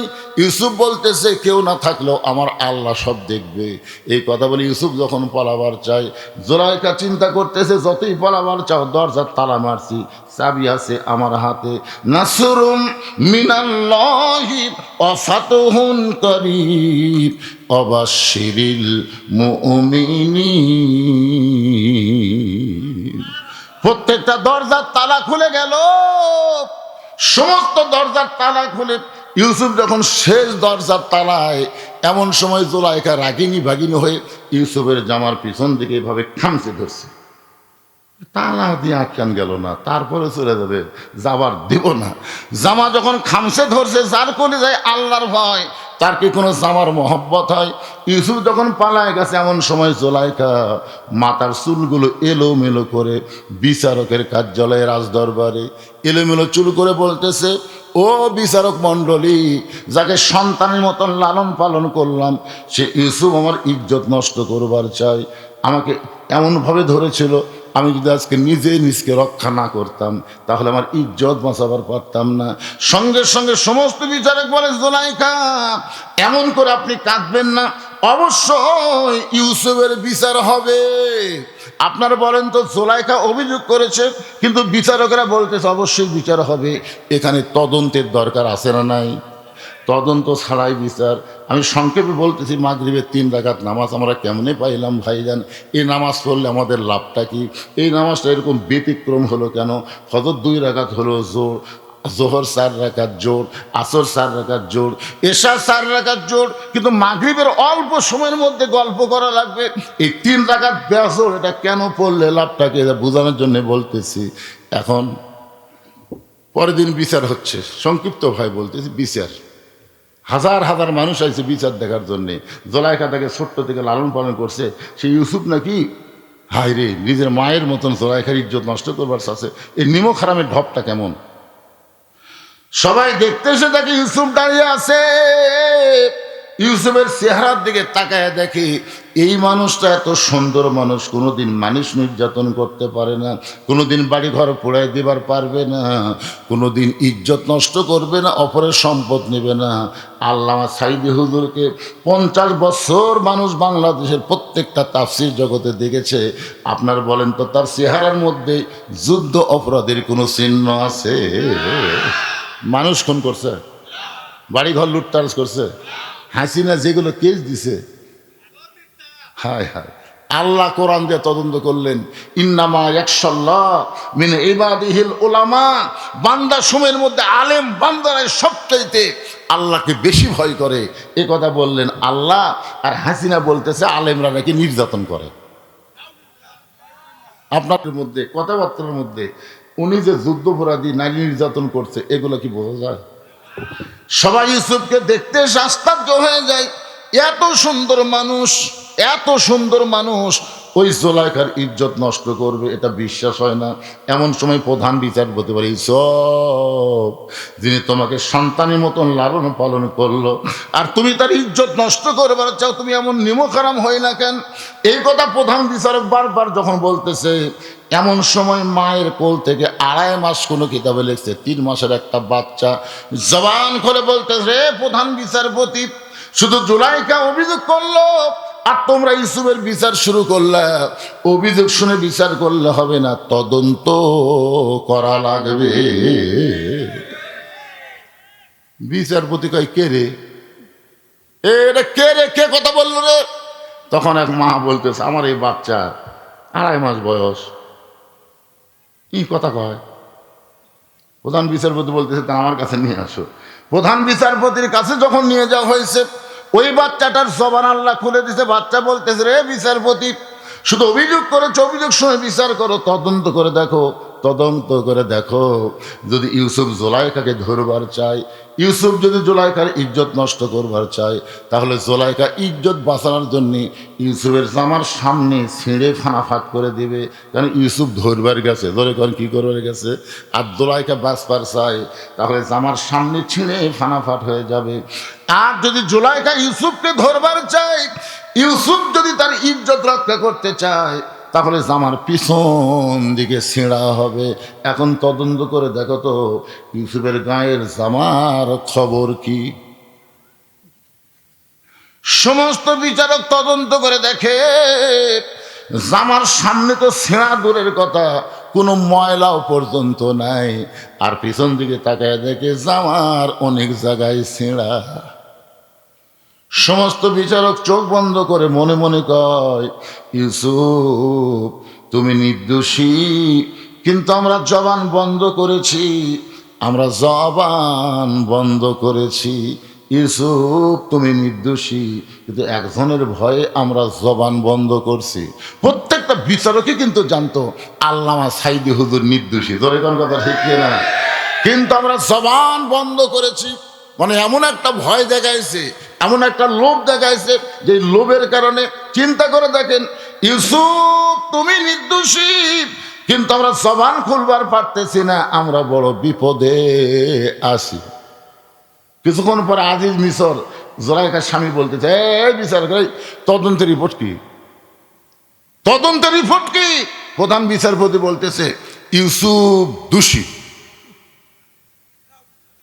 কারণ আজিজ মিশর প্রধানমন্ত্রী, আর তারই বউ হলো জোলাইখা। কোনটা বাঁচায়? যার কারণে বলে ইউসুফ দোষী। সঙ্গে সে ইউসুফ একটা গান গাইতেছে, বিনা দোষে দোষী কইয়া, বিনা দোষে দোষী কইয়া ইউসুফ গেল জেলখানা। আল্লাহ উপায় বলো না, জনম দুঃখী কপাল পোড়া নবী ইউসুফ একজনা।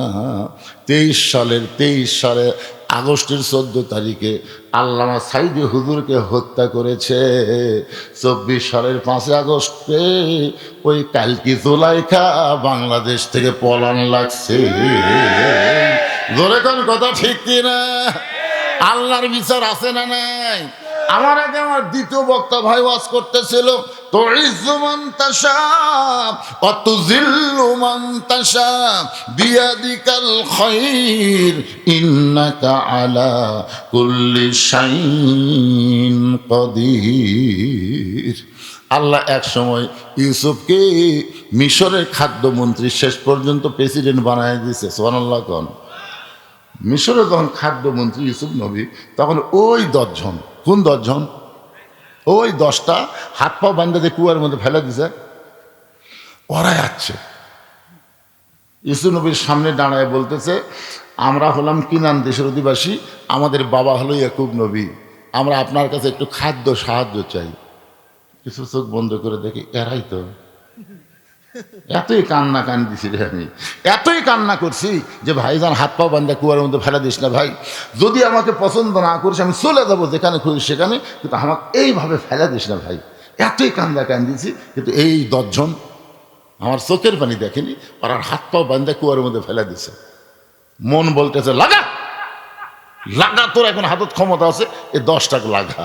আর ইমান বলতেছে মাফ করে দে, মাফ করে দে। কেন ওরা যদি কুয়ার মধ্যে না ফেলাতো, তাহলে আজকে তোকে এই জায়গা কে নিয়ে আইসে? চিন্তা করে দেখেন, একটা সূত্র রাখবে তো। আপনার বুঝতেছেন না ভাইজান? একটু মনোযোগ দিয়ে শোনেন, তাহলে বুঝতে পারবেন। এখন বিয়ার রাতি, বইয়ের ওপর স্বামীর সন্দেহ আছে, বিয়ার বাসর রাতি। তো এখন স্বামী ঘর থেকে বার হয়েছে, তো বাপ মাও কয় ক্যারে নতুন বউ ঘর থেকে বার হলি কেন? তখন ছেলে বলতেছে, আব্বা আমার বউ সন্দেহ হয়। কি সন্দেহ? বিয়ার আগে প্রেম করছে। তোর বাপ কয় তুই কি দেখছু? দেখিনি। তো সন্দেহ করিস কে? এরা যুদ্ধাপরাধী, এরা মানুষ খুন করছে। কখন করছে? স্বাধীনতার আগে। বাপ মা গাই পাগল, বউ লিয়া করে রাখা, আর যেন প্রেম না করে তুই খেয়াল করবো। তখন বাপের ঝাঁকিতে ওই বউ লিয়া করে খাচ্ছে, খাতে খাতে বাচ্চা কাচ্চা হয়ে গেছে, নাতি নুতকুরও হয়ে গেছে, বুঝছেন? 42 বছর পর, জোরেক্ষণ কয় বছর পর? 42 বছর পর ওই পুরানো ব্যারাম আবার মাথা চাড়া দিছে, ওই পুরানো ব্যারাম। স্বাধীনতার সময় কিন্তু শেখ মুজিবুর রহমান সব মাফ করে দিছে, জোরেক্ষণ কথা কন না কেন? কিন্তু এই হাসিনা এসে 42 বছর পর আবার এই পুরানো ব্যারাম মাথা চাড়া দিচ্ছে। তো এখন স্বামী বউ বলতেছে তোমাকে তালাক দেবো, বউ বলতেছে আমার দোষ কি? বলে দোষ হলো বিয়ার আগে প্রেম করছি। এই বিয়ার আগে প্রেম করছি, বাসর ঘরে তালাক দিবেন এতদিন পর কেন? আজকে বাংলাদেশে যারা বিশৃঙ্খলা করতে চায় তারাই বলে এরা যুদ্ধপরাধী, এরা রাজাকার। আসলে কথা কিন্তু সত্য না। বাংলাদেশকে ভারতের তলাবিহীন ঝুড়ি বানায় ভারতের করজ রাজ্য বানাবার চাই। জনগণ কথা ঠিক কিনা ভাই?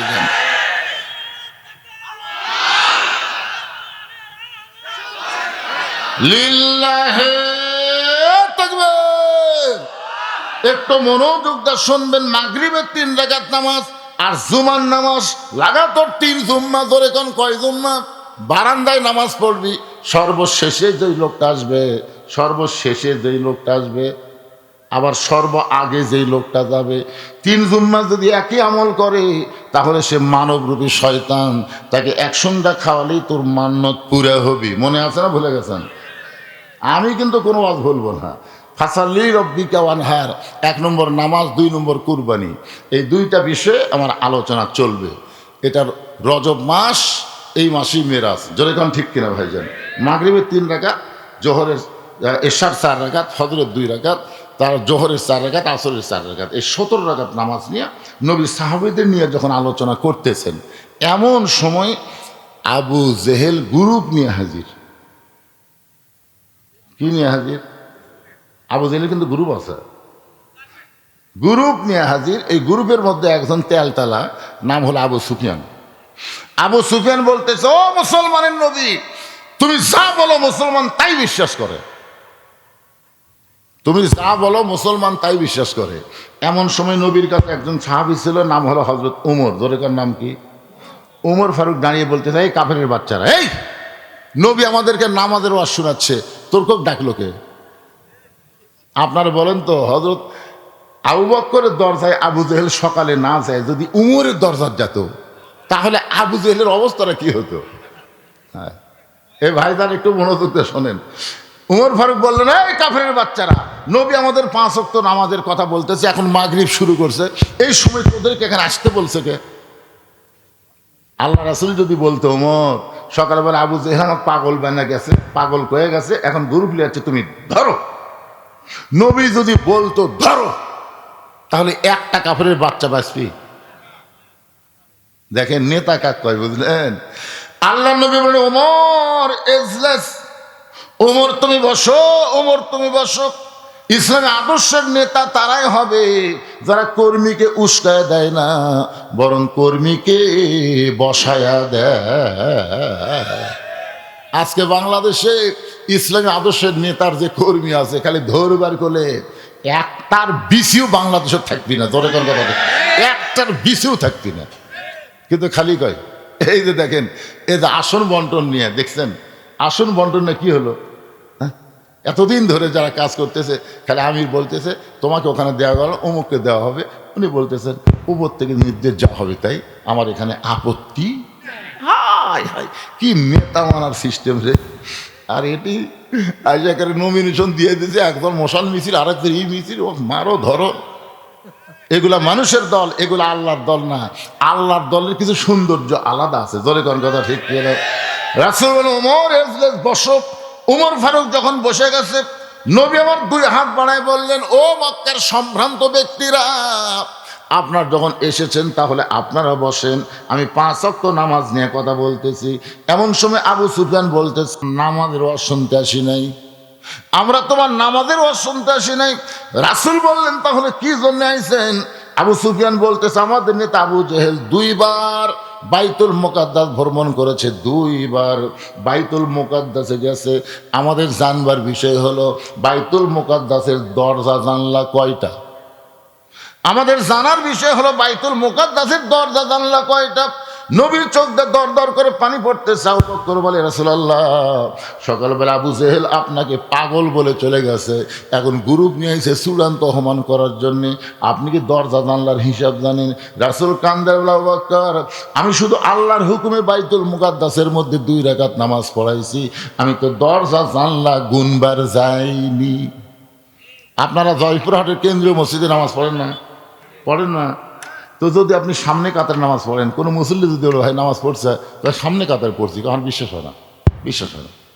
আরে ভাই পড়ছি ভাই রে, বিশ্বাস হয় না রে। এ তোর বিশ্বাস কেমনে হবি? যদি বলেন মসজিদে কয়টা ফ্যান আছে, তাহলে বিশ্বাস হবে। আপনারা কোনোদিন কি ফ্যান গোনার তুমি ঢুকছেন? তাহলে এইরকম প্রশ্ন করা মানে কি? যেই বলেছে মসজিদে দরজা জানলা কয়টা, নবীর চোখ দিয়ে দর দর করে পানি পড়তেছে। আল্লাহর আবু বকর বলতেছে, রাসূলুল্লাহ যদি কবর না পড়েন আপনাকে চূড়ান্ত অপমান করবে। এমন সময় ফেরেশতা জিবরাইল আল্লাহর কোরআন এসে বলতেছেন, তুইজ্জু মান তাশা ওয়া তুযিল্লু মান তাশা বিয়াদিকাল খায়র ইন্নাকা আলা কুল্লি শাইইন কদির ওয়া রাফা'না লাকা যিকরাক। ওগো নবী, এমন করে আপনি চিন্তা করবেন না, আমি গোটা বাইতুল মুকাদ্দাস আপনার সামনে হাজির করে দিব। বাইতুল মুকাদ্দাস আমার হাতের উপর ঘোরাতে থাকবো, আপনি দেখে দেখে দরজা জানলা গুনে গুনে বলবেন। ফেরেশতা জিবরাইল বাইতুল মুকাদ্দাস নবীর সামনে হাজির করলে দেখে দরজা জানলা যখন বলে দেয়, এমন সময় আবু জেহেল বলতে, চলো যাই। আবু সুফিয়ান বলেন, তার চূড়ান্ত অপমান করার জন্য এসে চলো যাই কেন বলতেছেন? আবু জেহেল বলতেছে, খামাখা গন্ডগোল করে লাভ কি, চলো যাই। আবু সুফিয়ান চিন্তায় পড়ে গেল, এই চলো যাই মানে বোঝা লাগবে, পিছনে পিছনে যাই। তার বলে, নেতা এই চলো যাই মানে কি? বলে, ঘরের মধ্যে চল। দরজা জানলা বন্ধ করে আবু জেহেল চিল্লায় বলতেছে, ওই আল্লাহর শপথ করে বলতেছি, আব্দুল্লাহর এতিম পোলা হলো আল্লাহর নবী। আবু সুফিয়ান বলতেছে, আল্লাহর নবী এটা যদি শপথ করে বলেন, তাহলে ঘরের মধ্যে কেন? চলেন বাইরে যাই। বাহিরে যায় বলবো। আবু জেহেল আবু সুফিয়ানের মুখটা চেপে ধরে বলতেছে, পাগল রে, জানি ঠিকই কিন্তু মানি না। ওরে যদি বিশ্ব নবী মানি, ওরে যদি আল্লাহর নবী মানি, তাহলে আমার এই ভুয়া নেতৃত্ব চলবি। আজও আবু জেহেলের যারা দল করে, তারা কিন্তু বিশ্বাস করে বিশ্ব নবীর আদর্শের মতন কোন নেতার আদর্শ হবার পারে। সব মিছিল করে আমার নেতার চরিত্র ফুলের মতন পবিত্র। খোঁজরা দেখেন, নামাজ পড়ে না এক ওয়াক্ত। আল্লাহর বান্দারা মাগরিবের 3 রাকাত নামাজের কথা আমি আপনাদের সামনে এখন বলবো ভাই। তার আগে এই মসজিদের জন্য উন্নয়ন কল্পে মাহফিল, আপনাদের কাছে একটু ব্যাগ যাবে, রুমাল যাবে, 10 টাকা, 20 টাকা, 50 টাকা, 100 টাকা, 500 টাকা, 10 মিনিটের মধ্যে আপনারা দান করবেন। দান করার পরে আবার আপনাদের নিয়ে আলোচনা চলবে আমাকে বলছে হুজুর ওয়াজের একটা মিডল পয়েন্টে। তো মিডল পয়েন্ট মানে কি? আমি যখন ওয়াজ শুরু করছি তখন থেকে এ পর্যন্ত প্রায় 1.5 ঘন্টার বেশি ওয়াজ করছি, 1 ঘন্টা 40 মিনিট। 1 ঘন্টা 40 মিনিট ওয়াজ করার পরে 10টা মিনিটের জন্যে আল্লাহর ঘর মসজিদের জন্য যদি আপনাদের কাছে হাত বাড়াই আর মানে চেঙ্গা দিয়ে লাভ দেওয়া, ওঠেন, উঠবেন না। কারণ যেখান থেকে বাড়ি যাওয়ার কোনোই গ্যারান্টি নাই, আপনি কিভাবে লাভ দিয়ে উঠবেন? আপনি কিছু দিবেন, মনে করবেন এটা আমার জীবনের শেষ দান, জীবনের শেষ দান মনে করে এই যুবকের আপনাদের কাছে যাবে, এই বাবা ব্যাগলা ভিতরে ঢোকো। পেজের উপরে কেউ যদি দিবার চান যে হুজুর আমি ব্যাগের মধ্যে দিব না, আমি আপনার হাতে 5,000, 10,000, এমনকি 1,500 টাকা দিব, তাহলে এখানে নিয়ে আসবেন। সবাই তার সমান না, অনেক দানবীর আছেন যারা এখানে 5,000 টাকা দিবেন, 10,000 টাকা দিবেন, 1,000 টাকা দিবেন, 500 টাকা দিবেন, তারা ব্যাগের মধ্যে না দিয়ে একটু হাতে দিবেন। আসেন আল্লাহর বান্দারা আসেন, ঘড়ি ধরে মাত্র 10টা মিনিট আদায় করার পরে আমি আবার ইনশাল্লাহ আপনাদের কাছে চলে আসব। লাগাতার 3 দ্বিতীয় জুম্মায় দেখে চাচাই শেষে, চাচাই সবার আগে চলে গেল। এখন ফাইনাল জুম্মা, ওই মসজিদের মধ্যে ঢুকে বলতেছে, আল্লাহ দরকার হলে আরো 3 জুম্মা দেখবো, কিন্তু আজকে যেন চাচা শেষে না আসে। কারণ শয়তানকে দেখবার চাই, শয়তান যদি বাপের ভাই হয় তাহলে দেখতে কেমন লাগে। আল্লাহর কাছে বলতেছে, আল্লাহ চাচা যেন শেষে না আসে, কিন্তু ওই চাচাই সবার শেষে আছে। এখন বলতেছে, আল্লাহ আজকেই তো শেষ দিন, চাচা যেন সবার আগে না যায়। আল্লাহ যে কোনো একজন তুমি সবার আগে বের করবে, আমি আরো 3 দিন দেখবো, কিন্তু চাচা শয়তান হোক দেখবো না। কিন্তু যতই দোয়া করছে কাম হয়নি, ওই চাচাই সবার আগে বাইরে হয়ে চলে গেছে। ওই একদিক দিয়ে খুশি, একদিক দিয়ে বেজার। খুশি হওয়ার কারণ হলো শয়তান পাওয়া গেল, মান্নত পুরা হবে। আর বেজার হওয়ার কারণ হলো চাচাই যে শয়তান হলো। নামাজ শেষ করার পরে ভাসতে চাচার বাড়িতে গেছে, গিয়ে বলে, চাচা আগামী সোমবার আমার বাড়িতে আপনার দাওয়াত দুপুর বেলায়। চাচা ছোট বাচ্চার মতন কান্দে। কান্দার কারণ হলো বর্তমান বেটার বইয়ের অত্যাচারে বেটার বাড়িতে খাওয়া হয় না, আর ভাস্তার বাড়ির চাচার দাওয়াত। ভাগ্যের ব্যাপার, ধরে কোন কিসের ব্যাপার? বর্তমান বেটার বইয়ের অত্যাচারে বেটার বাড়িতে খাওয়া হয় না। বলেন তো এরকম ছেলে আছে না নাই? এত ভালো ছেলে ছিল, সেই ছেলেটা বিয়ে করার পর এমন নষ্ট হয়ে গেল। এই নষ্ট হওয়ার পিছনে কিন্তু আপনার ছেলের বউ, মানে বেটার বউ। জোরে কোন কার বউ? আরে আপনি কি দেখে বিয়ে করেছেন? আপনি কি দেখে আপনার ছেলের বিয়ে করাইছেন? আপনি কি ডিমান্ড নিয়েছেন? আমাকে এক ছেলের বাপ বলতেছে, হুজুর আমি বড় আশা করছি আপনাকে একটু সাথে লিয়া আমার ছেলে বিয়ে করাবার চাই। তাই আমি বললাম, ভাই বরযাত্রী যারা বাপের কুপুত্র তারা, আমি যাব না। বলে, না হুজুর একটা আশা করছি হুজুর। তো যাই হোক, বারবার কান্নাকাটি করার পরে আমি যাওয়ার জন্য রাজি হলাম। তো যাওয়ার সময় একটা গাড়ি চলে যাচ্ছি, ওই আমার ছেলের বাপ মোবাইল করে বলতেছে মেয়ের বাপকে, সাইডে একটু মোবাইল করে বলতেছে, এই আমাদের সঙ্গে কিন্তু বড় একটা বক্তা যাচ্ছে, তোমরা একটু পর্দার ব্যবস্থা করো। কিসের ব্যবস্থা করো? পর্দার ব্যবস্থা করো, কারণ এই বক্তা যা দেখবি তাই কিন্তু অবগত করবি। এই কথা শুনে আমি শুনবার পেলাম, কিন্তু কিছু করলাম না। যাওয়ার পরে দেখি মাশাআল্লাহ সেই রকম পর্দা, মেয়ের এক সাইডে পুরুষের এক সাইডে, মাঝখানে পর্দা দিয়ে গলি করে দিছে। তো আমি এখন ছেলের বাপকে বলতেছি, ভালো জায়গাত বিয়ে করা চাই, ভালো জায়গাত, কি পর্দা বাড়ে। আসলে জায়গাটা খুবই ভালো, আমার মনে হয় বংশও ভালো। সাইড থেকে একজন বলতেছে, হুজুর এ পর্দা আপনার জন্য। যেই বলছে আমার জন্যে, তো মানে একদিক দিয়ে আমার খুবই খারাপ লাগলো। আমি কি এতই খারাপ যে আমার জন্য পর্দা? আমি কি বেপর্দা নারীদের দৌড়াতে ধরবো নাকি? তাহলে ওদের জন্য পর্দা না আমার জন্য পর্দা। আবার একসঙ্গে মনে করলাম আমি হলাম পুরুষ মানুষ, পুরুষ মানুষের জন্য পর্দা লাগবেই। ধরে কোন কথা ঠিক না? আলহামদুলিল্লাহ খুশি হলাম। যাক, কিছুক্ষণ পরে আমাদের বগুড়াতে নিয়ম আছে, বিয়ে করার আগে মেয়েকে কিছু ছেলের বাপ পরীক্ষা করে। আপনাকে এলাকাতে আছে তো? এরকম মেয়েকে নিয়ে আসলো, নিয়ে আসার পরে আমি বসে আছি, আমার সামনেই মেয়েকে প্রশ্ন করলো, মা তুমি কি আয়াতুল কুরসি জানো? আমি চিন্তা করলাম কোরআনের সবচাইতে বড় আয়াত, গুরুত্বপূর্ণ আয়াত, পারবি? এই চিন্তা করতে করতে মেয়েটা আয়াতুল কুরসি শুনে দিল। সুবহানাল্লাহ খান। কিছুক্ষণ পরে এখন ছেলের বাপ বলতেছে, মা দোয়ায় কুনুত একটু বলো তো। আমি চিন্তা করলাম আমার মসজিদের অনেক মুসল্লি সূরা ইখলাস দিয়ে বেতের পরে দোয়া কুনুত জানে না, হয়তো পারবি না। দেখি মেয়েটা দোয়া কুনুত পারলো। তারপরে ছেলের বাপ বলতেছে, মা সূরা হাসরের শেষ 3 আয়াত পড়ো তো। তো মেয়েটা যে হুয়াল্লাহুল্লাযী তাসবিহ হওয়ার কারণে আটকে গেছে, মানে একই হওয়ার কারণে আটকে গেছে। ছেলের বাপ খালি বলছে, হচ্ছে না হচ্ছে না, ভালো করে কও। যতই ভালো করে কবার কয় ততই আটকে যায়। ছেলের বাপ বলতেছে, না হলো না। আমি কোনো হলো হয়েছে, আয়াতুল কুরসি পারছে, দোয়ায় কুনুত পারছে, আর এটা পারবি না? যাও মা তুমি গোল্ডেন প্লাস ফার্স্ট যাও। মেয়েটা যখন গেছে তখন ছেলের বাপু বললাম যে আপনার ছেলে খেলে আসেন। তখন আমাকে বলতে, হুজুর আপনি না আমাকে দলের লোক। আমি বললাম, পাগলা তোমাকে দলের মধ্যেই ছিলাম, কিন্তু যখন আমার বিচারকের আসনে বসায় মেয়েকে পরীক্ষা করলে তখন সিলেক্ট করা লাগবে না? কারণ এক পক্ষে বিচার করলে হবে না। ইন্নাল্লাহা ইয়ামুরুকুম আন তুআদ্দুল আমানাতি ইলা আহলিহা ওয়া ইযা হাকামতুম বাইনান নাস আন তাহকুমু বিল আদল। আল্লাহু আকবার। কিছুক্ষণ পর আনবেই না, জোর করে নিয়ে আসলো। আমি জিজ্ঞাসা করলাম, বাবা আয়াতুল কুরসি বলো তো। ছেলেটা বলতেছে, আয়াতুল কুরসি কি হুজুর? আমি আর বাপের দিকে তাকিয়ে আছে, বাপের দিকে তাকিয়ে আছে, বাপ খালি। আর বাবুক বললাম, কে রে ভাই, মেয়েটা আয়াতুল কুরসি পারলো আর আপনার বেটা বলতেছে আয়াতুল কুরসি কি হুজুর? এখন আপনি কোন এটা কি? ছেলের বাপ বলতেছে, বেটা না হুজুর, এটা পাটা হুজুর, এটা পুরো পাটা হুজুর, সারাদিন খালি ওগড়ে বেড়ায় ঘরে, এই জন্যই তো বিয়ে করাচ্ছে হুজুর, বিয়ে করলে যদি ভালো হয়। ছেলের বাপ নিজেই বিয়ের অনুষ্ঠানে বলতেছে এটা বেটা না, এটা হলো পাটা। তো আপনাদের এলাকার ছেলেদের খবর কি ভাই জান? শোনেন, ডিমান্ড নেবেন না, মোহরানা নগদ দিবেন। ডিমান্ড যদি না নিয়ে মোহরানা নগদ দেন, আপনার বেটার বউ কোনোদিন বউ দরজাল হবে না, আপনার বেটার বউ বৌমা হয়ে যাবে। তোরে কোন ঠিক কিনা?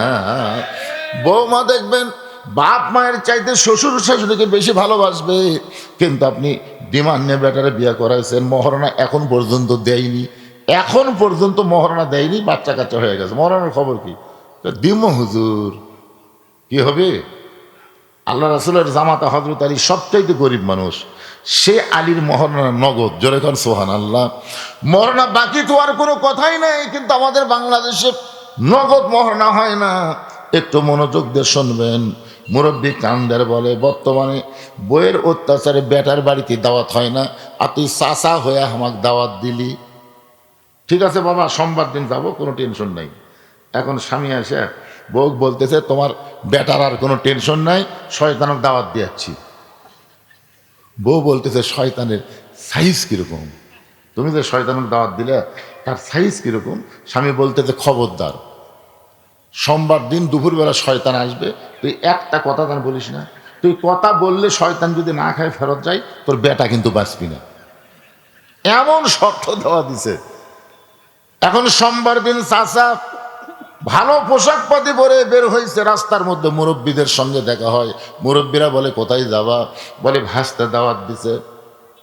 সমস্ত মুরব্বী বলে বেটার বাড়িতে বাপের দাওয়াত হয় না, আর তুই ভাস্তার বাড়ির দাওয়াত পাইবি, তোর ভাগ্য ভালো। ওই বকত থাবা দেখে আমি হলাম সেই চাচা। এখন দরজা দিয়ে বলতেছে আব্দুল্লাহ আমি চাচা দরজায়। বউ দৌড়ে গিয়ে স্বামীর কাছে বলতেছে তুমি না কইলা শয়তান আসবে, কিন্তু যেভাবে ডাকতেছে মনে হয় তোমার বাপের ছোট ভাই। স্বামী আঙ্গুল তুলে বলতে তো কইনি। চুপ, যদি বেটায় বাঁচাবার চাস জবান যেন খুলিস না। যেই মাত্র চাচা বাড়ির মধ্যে আইছে, বাড়ির মধ্যে ঢুকেই বলে বেটা আমি একটু দোয়া করবার চাই। আব্দুল্লাহ ভাস্তা বলে দোয়া না, আগে খাওয়া, আগে খাওয়া দাওয়া করেন তারপরে দোয়া। কারণ ভাস্তা জানে শয়তান যদি দোয়া করে দোয়া উল্টা হবে, এই জন্য আগে খাবার দেয়। আর বইয়ের কাছে বারবার বলতে যে খবরদার কিছু বলিস না, এটাই শয়তান, এরে খাওয়াইলে ইমান্নত পুরা হবে। বউ বলতে যে কেমনে শয়তান? বলে পরে বলবো, আগে কামটা হয়ে যাক।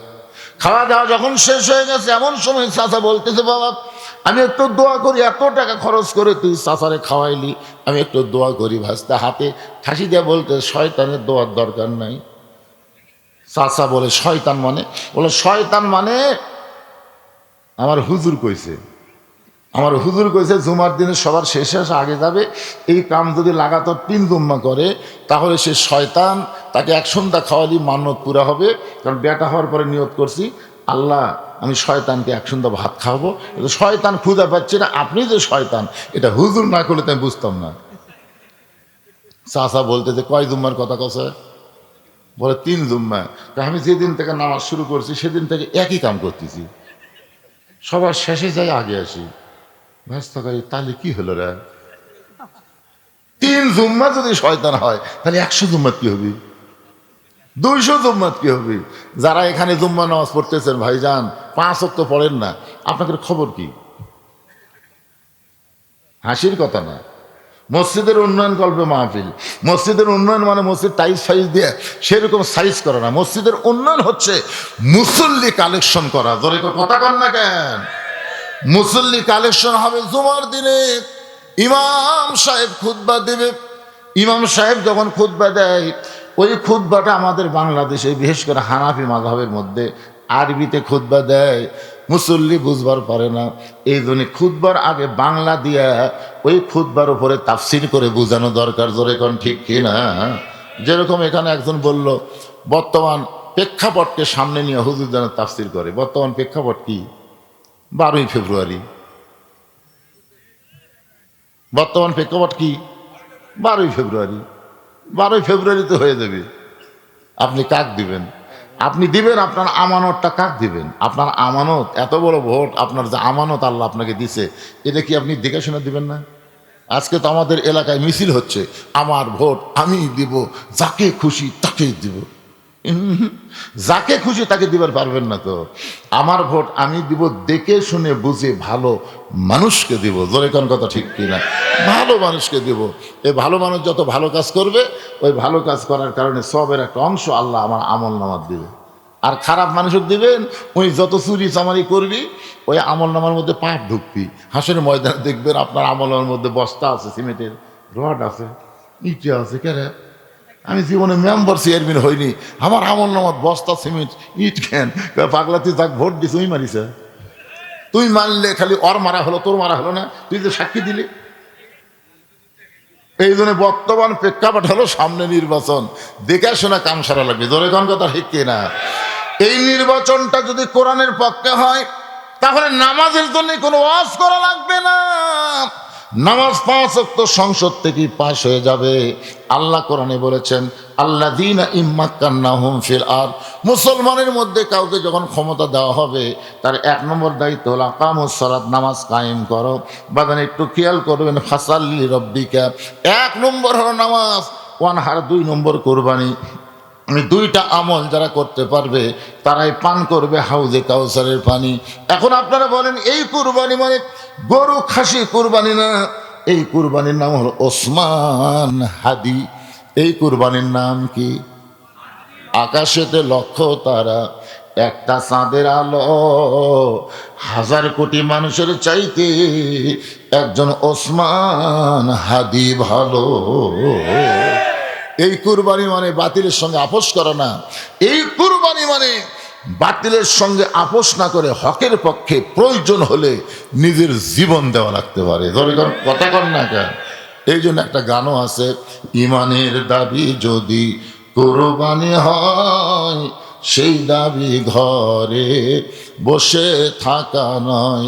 ইমানের দাবি হলো কিছু বিনিময়, সেই বিনিময় যদি কলিজার ঘাম হয়, এই ঘাম দিতে যেন তৈরি থাকি।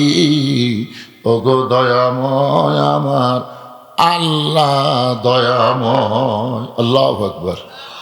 আল্লাহ তাআলা আমাদের সকলকে এই নামাজ আর কুরবানি আমল করে হাউজে কাউসারের পানি যেন পান করতে পারি। আল্লাহ কবুল করে, জোরে কোন আমিন। ইয়াকুব ইউসুফের যখন মিলন হলো ওই সময় বাপ এবং ছেলে মিলে 2-3 রাকাত নামাজ আদায় করলো। এই 3 রাকাত নামাজটা আল্লাহ মাগরিবের নামাজ হিসেবে আমাদের দিয়ে দিল। মাগরিবের নামাজ অল্প সময়ের মধ্যে জামাতের সঙ্গে আদায় করলে ইয়াকুব ইউসুফের সমপরিমাণ সওয়াব আল্লাহ আমাদেরকে দান করে দিবে। আল্লাহ। আমি আজকে আসলে শারীরিকভাবে আনফিট, অসুস্থ, সেটা আমার ওয়াজ শুনতে গিয়ে আপনারা বুঝতে পারতেছেন। মুখটা শুকে যাচ্ছে, আমি কথা বলতেই পারতেছি না।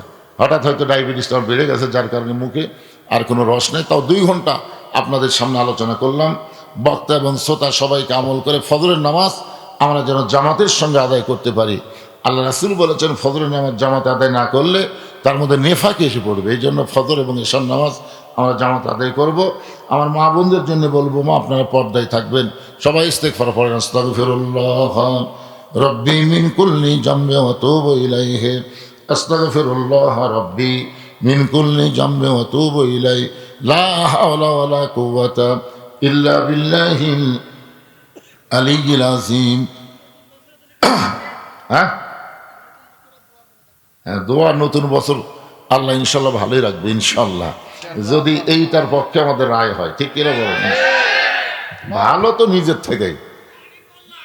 জাহারাল ফাজলু মিনাল বাররি ওয়াল বাহার বিমা কাসাবাত আইদিন নাস, জলে স্থলে যত কিছু হয় সব বান্দার হাতের কামাই। আমাদের এই ডান হাতটা বিসমিল্লাহকে জায়গা মতো মারি হবি, ধরে কোন কথা রেখে, তাহলে ইনশাল্লাহ নতুন বছর আমাদের ভালো হবে।